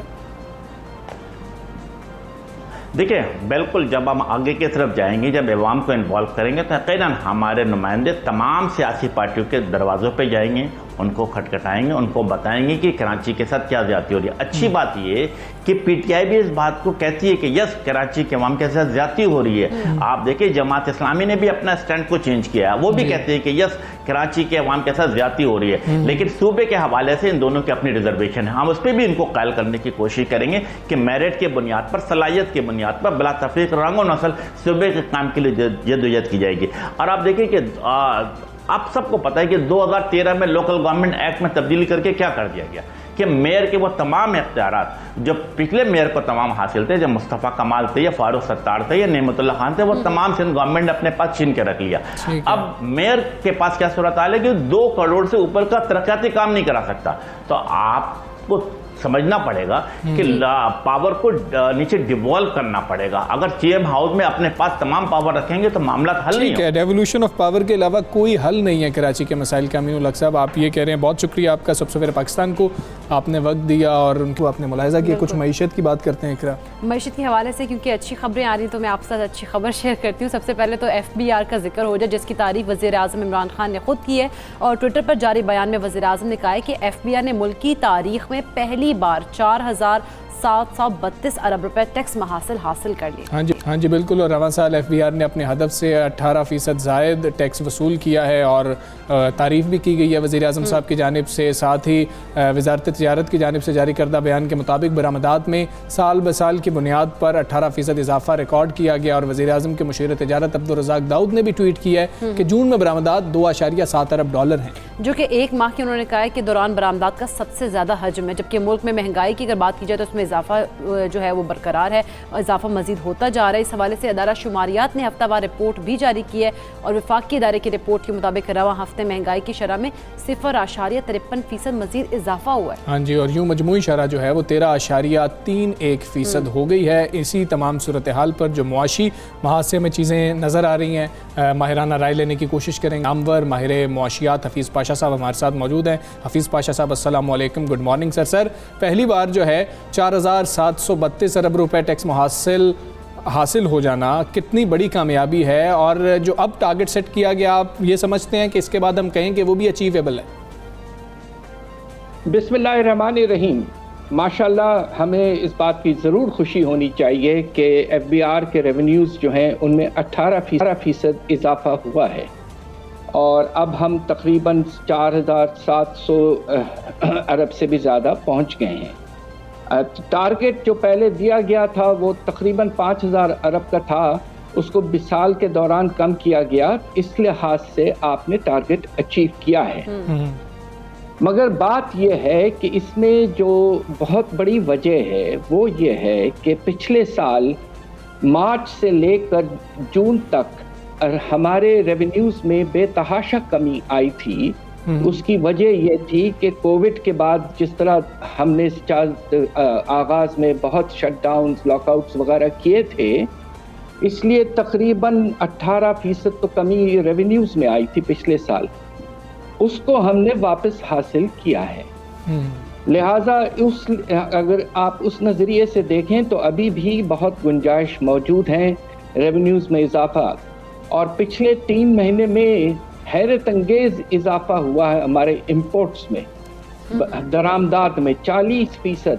तो आप ये देखेंगे कि एफबीआर के रेवेन्यूज में टारगेट से बहुत कम रेवेन्यू आपके इनकम टैक्स में हुए हैं, और अल्लाह के फजल से आपने टारगेट को एक्सीड किया है इंपोर्ट वाले टैक्सेस पे, यानी कि इंपोर्ट ड्यूटी और सेल्स टैक्स। तो हमारा इनडायरेक्ट टैक्सेस का निज़ाम बढ़ता जा रहा है और हमें कोई ख़ास कामयाबी इनकम टैक्स में नहीं हुई है। अलबत्ता इजाफा है और इसे हमें अप्रिशिएट करना चाहिए। मेरा अपना अंदाज़ा ये है कि साल जब शुरू होगा तो पहले 3-4 महीने यही रफ्तार रहेगी, अच्छी रफ्तार, इसलिए कि पिछले साल आपके इंपोर्ट्स में बहुत कमी थी और इस पीरियड में जुलाई से सितंबर तक, हाँ जी, तो इसलिए आपके इंपोर्ट्स में अब इजाफा हो रहा है, तो लिहाजा रेवेन्यूज में भी इजाफा होता रहेगा। अच्छा हफीज़ पाशा, आप जिस तरह से बात कीजिए रबा माली साल की, तो उस दौरान हमने देखा कि महंगाई में कमी का इम्कान आपको लगता है कि है, या इसका दारोमदार भी पेट्रोलियम मसनूआत और बैनुल-अक़वामी मार्केट में अशिया की कीमतों पर ही है? ये बहुत मुनासिब सवाल है आपका। देखिए, एक इसमें भी कुछ खुशखबरी है जिसका आपने शायद जिक्र नहीं किया, कि जून के महीने में आप ये देखिए कि अफरात-ए-ज़र की रफ्तार 10% से कम हो गई, 9.7% पे आ गई है, जबकि उससे पिछले महीने यानी कि मई के महीने में ये 10.9% था। एक और अच्छी खबर यह है कि खाने पीने की अशिया में कीमतों में जो रफ्तार थी वो भी कम हो गई है, अब तकरीबन 10 से 11% पे आ गई है। एक वक्त ऐसा था जब आपको याद होगा कि 16 से 17%। हाँ जी, तो ये भी एक अच्छी बात है, और बस हम ये उम्मीद कर रहे हैं कि ये रफ्तार आहिस्ता आहिस्ता और कम होते जाए, इसलिए कि हुकूमत ने अगले साल का टारगेट 8% रखा है, जो कि मुनासिब। ठीक, बिल्कुल ठीक है। हफीज़ पाशा साहब, बहुत शुक्रिया आपका। सुबह सवेरे पाकिस्तान से आप बात कर रहे थे और उम्मीद का इजहार उन्होंने भी किया कि शायद अगर मईशत इसी तरह से चलती रही तो शायद कुछ महंगाई में भी कमी आ जाएगी, क्योंकि अभी हम देख रहे हैं कि कुछ जो है कमी आई है, वो जो रफ्तार जिस रफ्तार से महंगाई हो रही थी उसमें कमी आई है। लोग बहुत परेशान थे, लेकिन अब जो है वो जो रफ्तार महंगाई की जो बढ़ रही थी ना, वो अब कम होना शुरू हो गई है। तो उम्मीद करते हैं कि ऐसी अच्छी खबरें आती रही, महंगाई में कमी हो। खैर, आगे बढ़ते कुछ खेल के मैदान से भी खबर शामिल कर लेते हैं। और पाकिस्तान क्रिकेट बोर्ड ने मेंस सेंट्रल कॉन्ट्रैक्ट बराए 2021-22 का ऐलान कर दिया। हमजा, हाँ जी, 20 क्रिकेटर्स जो हैं उनको सेंट्रल कॉन्ट्रैक्ट दिया गया। इस पर काफ़ी ज़्यादा बात हो रही है कि पता नहीं ठीक दिया गया कि नहीं दिया गया, ये क्या कर दिया। बाबर आजम, हसन अली, मोहम्मद रिजवान और शाहीन शाह अफरीदी कैटेगरी ए में शामिल हैं। शाहीन और बाबर पिछली दफ़ा भी कैटेगरी ए में शामिल थे, लेकिन रिजवान और हसन की जो है वो तरक्की हुई है। बिल्कुल ऐसे ही है। जबकि अगर अजहर अली, फ़हीम अशरफ, फ़खर जमान, फवाद आलम और शादाब खान की बात की जाए, और इनके साथ साथ यासिर शाह, तो इनको कैटेगरी बी में रखा गया है। और हसन अली, जिस तरह से हमजा तुम भी कह रहे हो, हसन अली, मोहम्मद रिजवान को तरक्की देकर अब ए कैटेगरी में शामिल कर दिया गया है। बिल्कुल ऐसे ही है। इमरान भट्ट हमारे ओपनर हैं, टेस्ट मैच खेलते हैं। शाहनवाज धानी PSL से हमने उनको देखा, और उस्मान कादिर लेजेंड अब्दुल कादिर के बेटे हैं, इमर्जिंग कैटेगरी का ये हिस्सा बनाए गए हैं। और आबिद अली, इमामुल हक, हारिस रऊफ, मोहम्मद हसनैन, मोहम्मद नवाज, नुमान अली, और एक जो तनज़ली हुई है साबिक कप्तान सरफराज अहमद, इनको सी कैटेगरी में डाल दिया गया। पहले वैसे बी में थे पिछले साल, अब और एक और दर्जा B-C में आ गए हैं। खैर, PCB के मुताबिक तमाम कैटेगरीज में शामिल खिलाड़ियों के माहाना वजीफे में 25% इजाफा भी किया गया। जबकि दूसरी जानिब अगर बात करें मोहम्मद हफीज़, जो कि हमारे सीनियर प्लेयर हैं, इनकी बात कर लें, असद शफीक को देख लें, हैदर अली, हारिस सोहेल और इफ्तिखार अहमद, इमाद वसीम, मोहम्मद अब्बास, नसीम शाह, शान मसूद और उस्मान चंदवारी को सेंट्रल कॉन्ट्रैक्ट में शामिल ही नहीं किया गया। अच्छा, मोहम्मद हफीज़ को पिछले साल जब कॉन्ट्रैक्ट दिया गया था तो वो दस्तबरदार हो गए थे। उन्होंने कहा था कि मैं चाहता हूँ कि नौजवानों को ये सेंट्रल कॉन्ट्रैक्ट्स दिए जाएं। शायद ये भी एक वजह हो सकती है कि उनको शामिल ना किया गया हो, लेकिन असद शफीक को निकाल दिया गया, मोहम्मद अब्बास जैसे फास्ट बॉलर को निकाल दिया गया अंदर से। ये हैरत वाली कुछ चीज़ें हैं, हैरत वाली बात यकीनन है। लेकिन इसी सारे मामले पर हम बात कर लेते हैं। साबिक टेस्ट क्रिकेटर सलमान बट साहब हमारे साथ मौजूद हैं। अस्सलाम वालेकुम सर। पीसीबी की जानिब से बाज़ अहम खिलाड़ियों को सेंट्रल कॉन्ट्रैक्ट नहीं दिया गया, जिनमें हम देखते हैं कि क्रिकेट के प्रोफेसर कहलाए जाने वाले सीनियर हमारे क्रिकेटर मोहम्मद हफीज़ भी शामिल हैं। आप इस पर क्या समझते हैं, क्यों उनको शामिल नहीं किया गया? देखिए, ये कोई सरप्राइज नहीं है। पिछले साल भी वो सेंट्रल कॉन्ट्रैक्ट में नहीं थे, तो अगर पिछले साल नहीं थे जब उन्होंने बहुत परफॉर्म किया, तो लास्ट 2 सीरीज और पीएसएल में तो उनकी परफॉर्मेंस इतनी अच्छी नहीं रही, तो how can you expect a contract. ठीक है, सलमान बट आइएगा। सरफराज अहमद की हम देख रहे हैं कि सेंट्रल कॉन्ट्रैक्ट में बदतरीज तनाजुली जारी है। कोई खास उनको मैचेस भी नहीं खिलाते, लेकिन हर टूर में उनको सिलेक्ट भी कर दिया जाता है। क्या सीनियर खिलाड़ियों के साथ इस तरह का रवैया रखना मुनासिब है पीसीबी का? It is not about senior. आप ये नहीं है कि आप सीनियर हैं तो आपको कॉन्ट्रैक्ट मिलना आपका हक है, लाजमी है। ये तो आपकी परफॉर्मेंस के ऊपर होता है। टीम में आप कितने इंपॉर्टेंट हैं, आपकी जगह टीम में बनती है कि नहीं बनती, आप प्लेइंग 11 का कितना हिस्सा है, आपकी स्पेशलिटीज़ क्या है। एट द मोमेंट वो एक सेकंड ऑप्शन है। ऑब्वियसली रिजवान आपका वाइस कैप्टन भी है टेस्ट क्रिकेट में, आपके प्रीमियर ऑप्शन है तीनों फॉर्मेट्स में, विकेट कीपर भी है। तो मेरा ख्याल है कि वो लकी हैं कि उन्हें सेंट्रल कॉन्ट्रैक्ट मिला है। अगर बात कौमी टीम की दौरा इंग्लैंड के हवाले से, तो आप क्या समझते हैं कौमी टीम से दौरा इंग्लैंड में कैसी कारकर्दगी जो है वो तवक्को की जा रही है? और इसके अलावा अगर बात की जाए इंग्लिश कंडीशंस की, तो उसमें कौमी बल्लेबाजों की अच्छी कारकर्दगी का मुजाहरा कर सकेंगे क्या? बिल्कुल अच्छी उम्मीद रख सकते हैं इंशाल्लाह। जब पाकिस्तान ने लास्ट भी सीरीज खेली थी इंग्लैंड में, तो पाकिस्तान के जो बैटिंग है वो कुछ मैचेस में उन्होंने बड़ी पूरी फाइट किया था, इंग्लैंड की टीम को एक टफ टाइम दिया था। सो अगर पाकिस्तान की टीम के जो इनफॉर्म प्लेयर्स हैं बाबर और रिजवान वो क्लिक करते हैं, उनके साथ बाकी लड़के भी अच्छा खेलते हैं, तो डेफिनेटली फिर पाकिस्तान एक अच्छा मैच खेल सकता है, अच्छी फाइट भी दे सकता है और जीत भी सकता है इंग्लैंड से।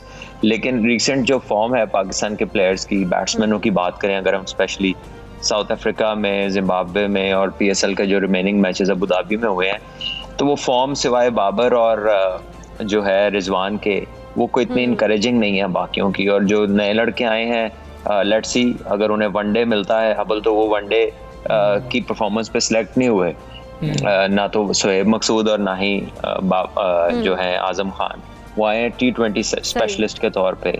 So let's see, Haris Sohail का कमबैक हुआ है वनडे में, वो एक अच्छे प्लेयर हैं, उनका प्रीवियसली भी इंग्लैंड में रिकॉर्ड अच्छा है, तो इफ ही प्लेज वेल और उनके साथ बाबर और रिजवान खेलते हैं तो फिर अच्छा एक कॉम्बो बन सकता है। सलमान बट ये हमें बताइएगा, T20 वर्ल्ड कप की हम सबसे ज़्यादा बात कर रहे हैं और टीम को भी उसी तरीके से हम लाइन अप करने की कोशिश कर रहे हैं।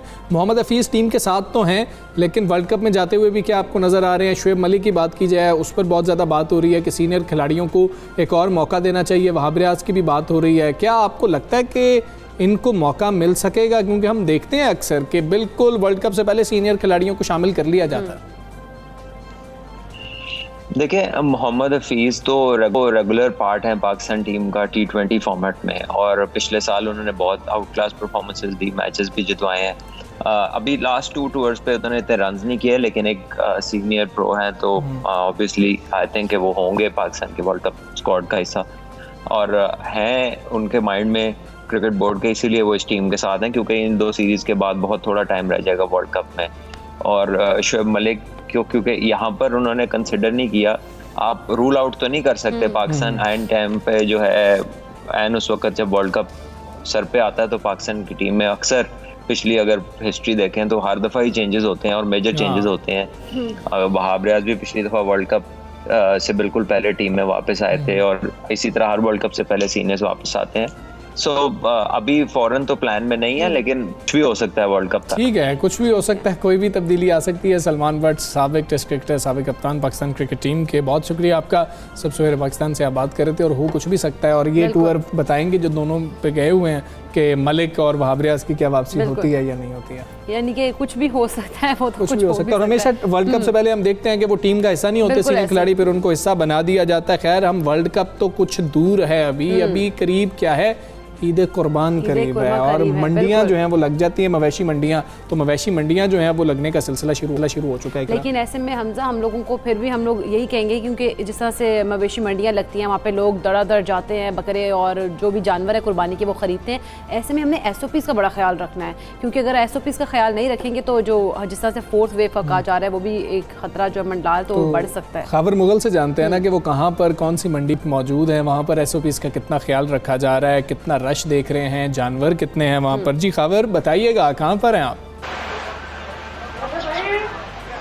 बिल्कुल हमजा, ईद कुर्बान की आमद है। लाहौर की सबसे बड़ी मवेशी मंडी शाहपुर कांचरा मंडी में मैं इस वक्त मौजूद हूं, जो कि सज गई है।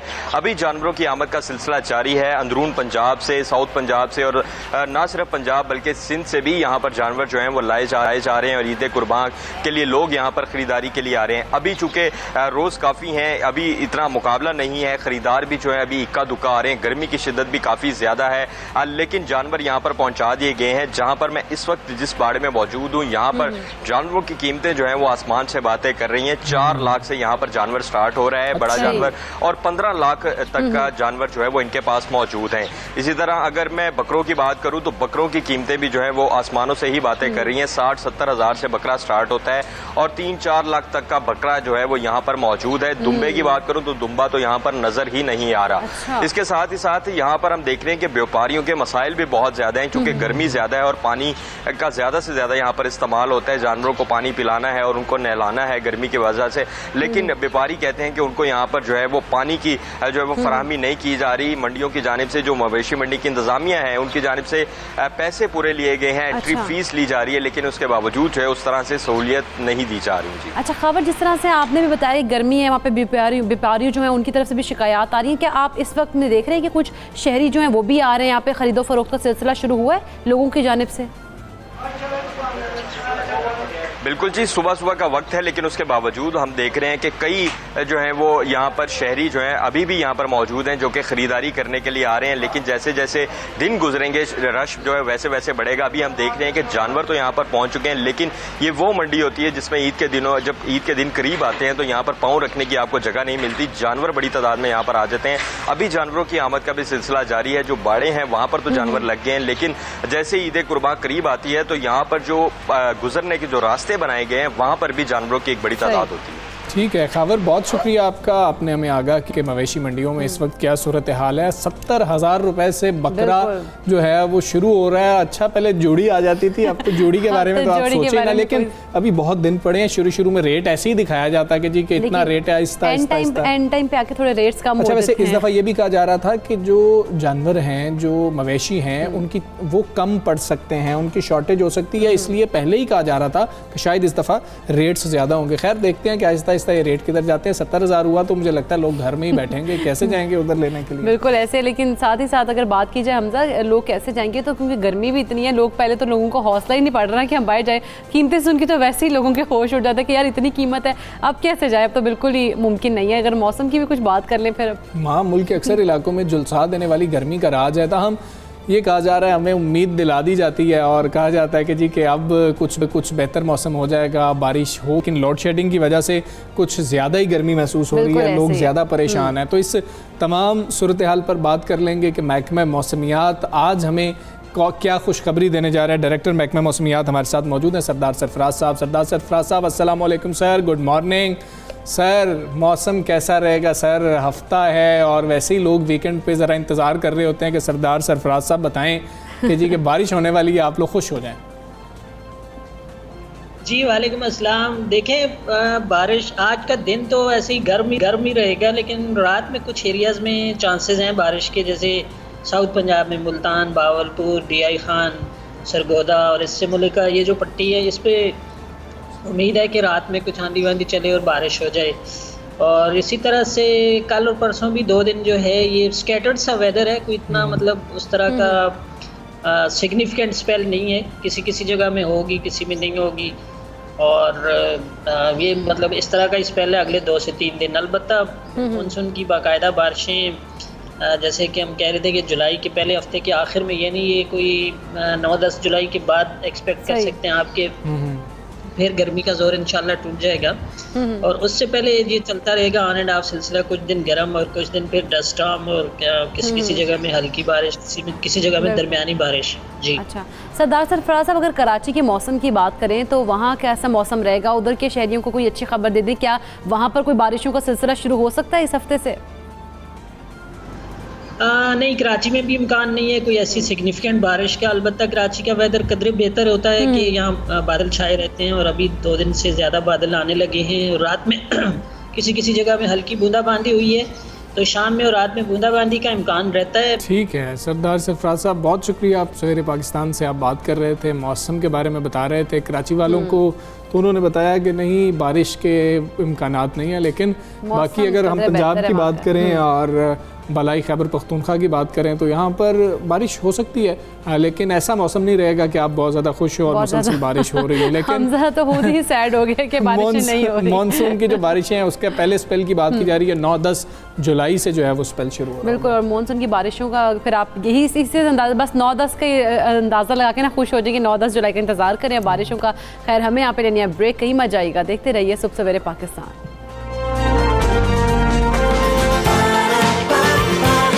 सुबह सवेरे पाकिस्तान,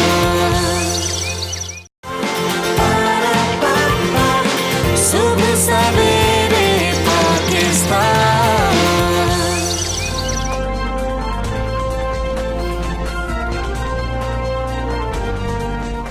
वेलकम बैक टू सुबह सवेरे पाकिस्तान। और नाज़रीन, पाकिस्तानी नौजवान जो हैं वो एक बार फिर से छा गए हैं जनाब।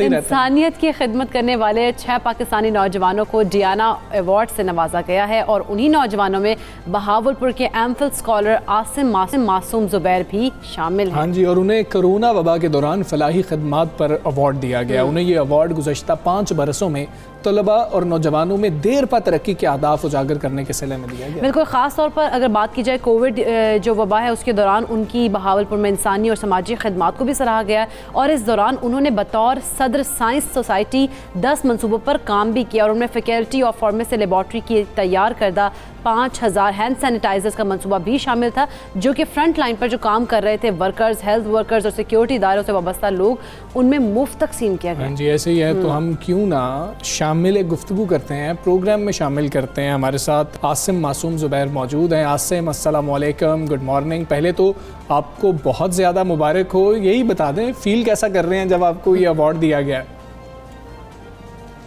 बिस्मिल्लाहिर्रहमानिर्रहीम।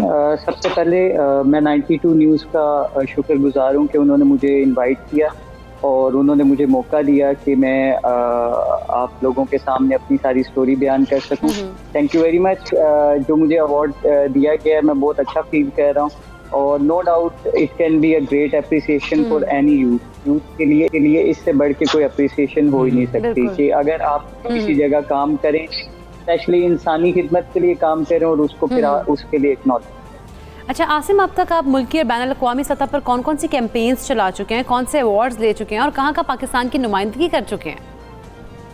अगर नुमाइंदगी की बात करूँ तो अब तक पाकिस्तान को मोर देन 30 इंटरनेशनल प्लेटफॉर्म्स पे रिप्रेजेंट कर चुका हूँ, जिसमें नियरली 5 to 6 जो है उसमें मेरी फिजिकल पार्टिसिपेशन भी शामिल है, बाकी मैंने वर्चुअली अटेंड किए और जिसमें सबसे बड़ा जो एजाज़ मैंने पाकिस्तान के लिए हासिल किया था वो था being a youth ambassador select होना यूनाइटेड नेशंस में 2018 में। और वहाँ पे मैंने पाकिस्तान की सस्टेनेबल डेवलपमेंट गोल्स, पर्टिकुलरली जो पाकिस्तान का फॉरेन टेररिज्म, पीस पे, हेल्थ और एजुकेशन में किरदार है और डेवलपिंग कंट्रीज से रिलेटेड जो पाकिस्तान चल रहा है उसको बयान किया। ठीक है आसिम, हमें अपनी स्टोरी ज़रा बताएं तो सही, कहाँ से आगाज़ हुआ, पढ़ाई के बारे में हमें थोड़ा सा बताएं, फ्यूचर गोल्स क्या हैं, ज़रा अपनी कहानी बताएं। ये आगाज़ होता है 2017 से, जब मैं नेदरलैंड में जाके फेलोशिप अटेंड करता हूँ, पाकिस्तान की नुमाइंदगी करता हूँ, young scientist top 30 young researchers में आता हूँ और उसके बाद एक मेरे में जज्बा हमेशा से हुब्बुल वतनी का मौजूद था और वो था कि अपने मुल्क को इंटरनेशनल प्लेटफॉर्म्स पे उसकी जितना पॉजिटिव इमेज है उसको रिप्रेजेंट किया जा सके। और उसके बाद स्टोरी का सिलसिला चलता है। मैं ग्लोबल स्कूल एडवोकेट के तौर पे पाकिस्तान के डिफरेंट जो तालीमी इदारे हैं उसमें सस्टेनेबल गोल्स हैं उनको प्रमोट करता हूँ और ये आगे जाता हुआ यूथ असम्बली में पाकिस्तान की नुमाइंदगी करना, वहाँ पाकिस्तान का बयानिया पेश करना, और फिर उसके बाद स्पेशली कोविड वबा के दौरान जो मैंने खिदमात की, इसमें मैं ये भी एतराफ़ करना चाहूँगा कि मेरा बिल्कुल भी ये विजन नहीं था कि one day I will achieve some sort of award. ये टोटल इंसानी खिदमत सोच के मैंने किया। जब लॉकडाउन का टाइम था और सारी की सारी सिचुएशन जो स्टार्टिंग का टाइम था स्पेशली, जब सारी सड़कें और सारे दफातर सब क्लोज हो गए, जस्ट भी किया कि आप इसमें बाहर मत निकलें, लेकिन मैंने फैसला किया कि मुझे कुछ ना कुछ अपनी एजुकेशन से रिलेटेड या उसको यहाँ पे इम्प्लीमेंट करना है। तो मैंने साइंस सोसाइटी प्रेसिडेंट, मैंने एक टीम बनाई, मैंने कोरोना वायरस की अवेयरनेस से ये सिलसिला स्टार्ट किया। अच्छा। पहले हमने बहावलपुर में हम लोगों ने इंफॉर्मेशन ब्रोशर्स के जरिए और इसके जरिए हम लोगों ने लोगों की तकसीम की, और उसके बाद जो अगला सिलसिला उसको हम एक बड़े स्केल पे लेके गए। अच्छा। और वो ऐसे था कि हम लोगों ने क्राउड फंडिंग की, उसमें नो डाउट हमारी जामिया इस्लामी यूनिवर्सिटी है, उसने भी हमें बहुत अच्छा सपोर्ट किया, उन्होंने भी हमें फंडिंग प्रोवाइड की, और हमने इसी डिपार्टमेंट की लैब में नियरली 5 to 10 लाख के हैंड सैनिटाइजर फ्री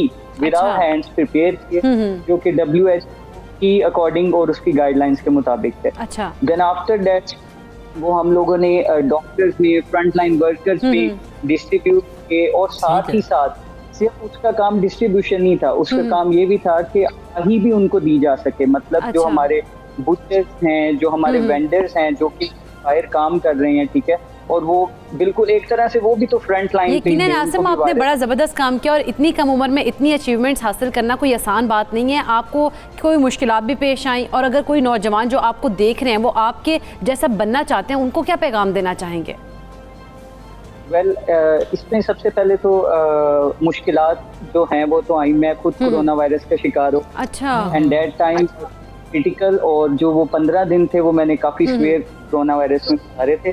और उसके अलावा भी आपको जब आप फर्स्ट स्टेप लेते हैं और जब आप कभी भी एज अ लीडरशिप रोल लेते हैं तो आपको बुलिंग फेस करनी पड़ती है। बहुत सारे लोग आपको क्रिटिसाइज करते हैं, वो कहते हैं इसका कोई फ़ायदा नहीं है, ये क्या काम है। लेकिन आप अगर लॉन्ग टर्म पे देखें तो अगर आपको सस्टेनेबल डेवलपमेंट से रिलेटेड गोल पे काम करते हैं तो इवेंचुअली उसका फ़ायदा जो है वो आपकी कौम को और आपकी यूथ को होता है। और आपका जो नेक्स्ट क्वेश्चन है यूथ को पैगाम से रिलेटेड, तो वो मैं एक बड़ा इम्पोर्टेंट आज के दौर से रिलेटेड पैगाम वो ये देना चाहूँगा यूथ को कि अपने में इस एरा के मुताबिक जो है वो स्किल्स को डेवलप करें, बिकॉज जो ये एरा है, बिल्कुल ये एरा का नहीं है कि जस्ट आपने जो अपनी एक बैचलर्स डिग्री या मास्टर्स डिग्री में जो आपने पढ़ा है उसको लेके आगे चल सकते हैं। You have to attain a global level, क्योंकि ये ग्लोबल विलेज बन चुका है। कंपटीशन यहाँ के हर ममालिक के साथ है, और उसके अंदर कंपटीशन में if you have the skills, right skills, then you can compete. तो अपने आप में स्किल्स। बिल्कुल ठीक है आसिम, बहुत शुक्रिया। सुबह सवेरे पाकिस्तान साहब ने बहुत मुबारक हो आपको, हमें बड़ा फ़ख्र है आप पे, पाकिस्तान का नाम ऐसे नौजवान रोशन कर रहे हैं। क्या बात है, ऐसे नौजवानों को अप्रिशिएट किया जाना चाहिए, सराहना चाहिए। टैलेंट पाकिस्तान में भरपूर है। अब नौजवान नए तरीक़ाकार से, कुछ नए अंदाज से जो है कोशिश कर रहे हैं कि दुनिया में पाकिस्तान का नाम रोशन करें। पहले तो ख़ुद को मनवाएं, उसके बाद जब उनके फ़न को मान लिया जाए उसके बाद वो पाकिस्तान के लिए भी कुछ करने के लिए बिल्कुल ऐसा ही है। तो आज हम आपको मिलवा रहे हैं ऐसे ही एक उभरते हुए टैलेंट जो हमारे साथ मौजूद है हमारे स्टूडियो में, हैदर अली। अस्सलाम वालेकुम हैदर, पहले तो आप हम बहुत ज़्यादा हम खुश हैं कि आप एक ऐसा टैलेंट है जो कि अब एक होता ना जैसे उभर रहा है टैलेंट और सामने आ रहा है। तो आप जो हैं इस वक्त क्या कर रहे हैं, पहले तो हमारे व्यूअर्स को वो बताइएगा, क्या गाते हैं, किस जो आपकी जो स्पेसिफिकेशन है गाने में वो किस चीज़ में है? वालेकुम अस्सलाम। सबसे पहले तो thank you guys 92 news for having me. उसके बाद ये कि मैं सॉफ्ट गाता हूँ। अच्छा। और I started my music journey क्योंकि I belong to musical family. अच्छा। I belong to musical family, तो बस बचपन से घर में म्यूज़िक सुनते थे। उसके बाद I went to government college for my studies, और वहाँ पे म्यूज़िक सोसाइटी में मैं पार्टिसिपेट किया। वो मेरे लिए एक ऑनर था कि मुझे ऐसी जगह पे काम करने का मौका मिला जहाँ से बहुत कुछ सीखने को मिला।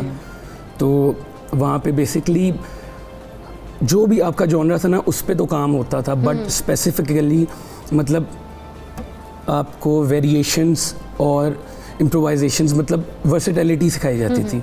तो ठीक है, कुछ ओरिजिनल्स पे भी काम कुछ किया? ओरिजिनल्स पे भी काम किए। भी रिसेंटली मेरा एक म्यूज़िक वीडियो है नादेली के नाम से, अच्छा। तो it is close to 1 million views. Okay, तो अभी हमें आप क्या सुना रहे हैं अपने ओरिजिनल में से? पहले हमें कुछ, अभी मैं आपको अपना एक ओरिजिनल सुनाता हूँ। ये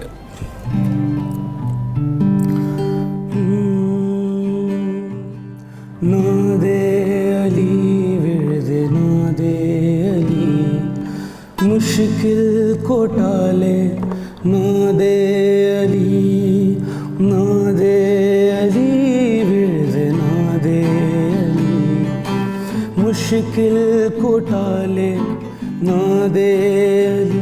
तूफानों में भी बुरा नहीं अंजाम होता, विर्द नादे अली कभी नहीं नाकाम होता। अली आदिल अली फाजिल अली कामिल भी, अली दरिया अली कश्ती अली साहिल भी, नफ्से मुस्तफ़ा दो आलम का वली, नादे अली वेद नादे अली।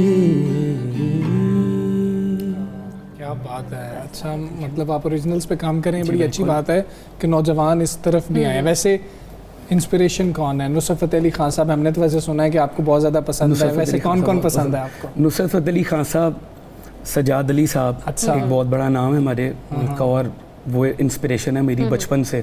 तो खान साहब का कोई मेडले भी आपने तैयार किया है, तो वो भी हम आपसे सुनना चाहेंगे। ज़रूर।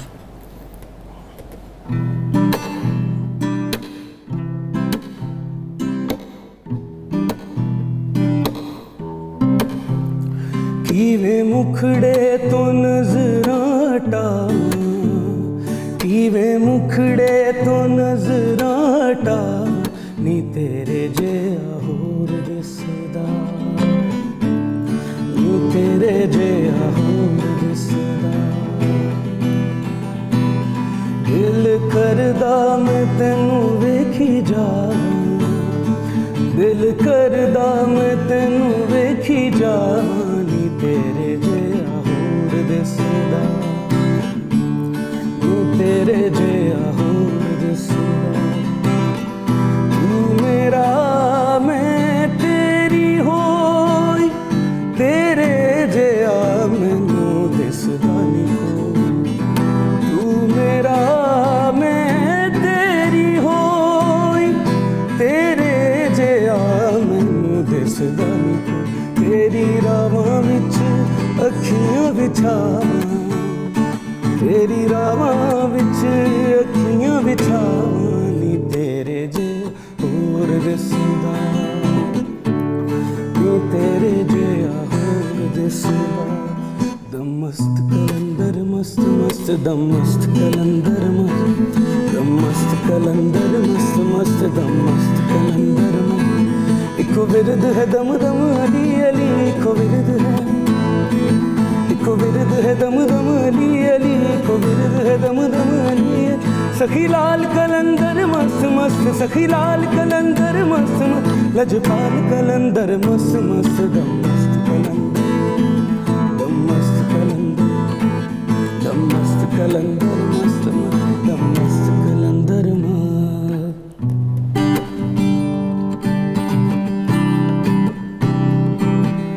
अखियां ने जड़ियां लाइयां, अज यादां तेरियां आइयां ने, वतना नू आजा ढोलना, ढोलना वतना नू आजा ढोलना।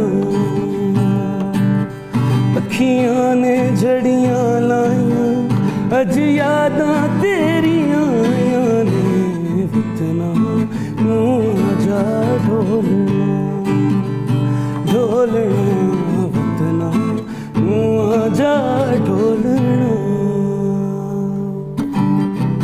दिल दा जान खोलना मेरे नाल लिख दे, मैं बोला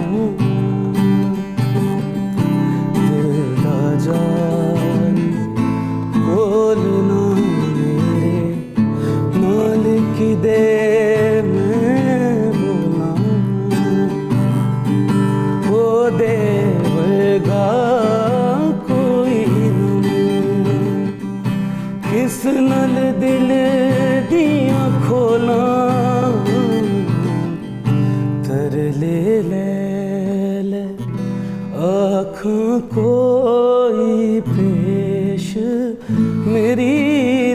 जावे दूर वसेंदे माही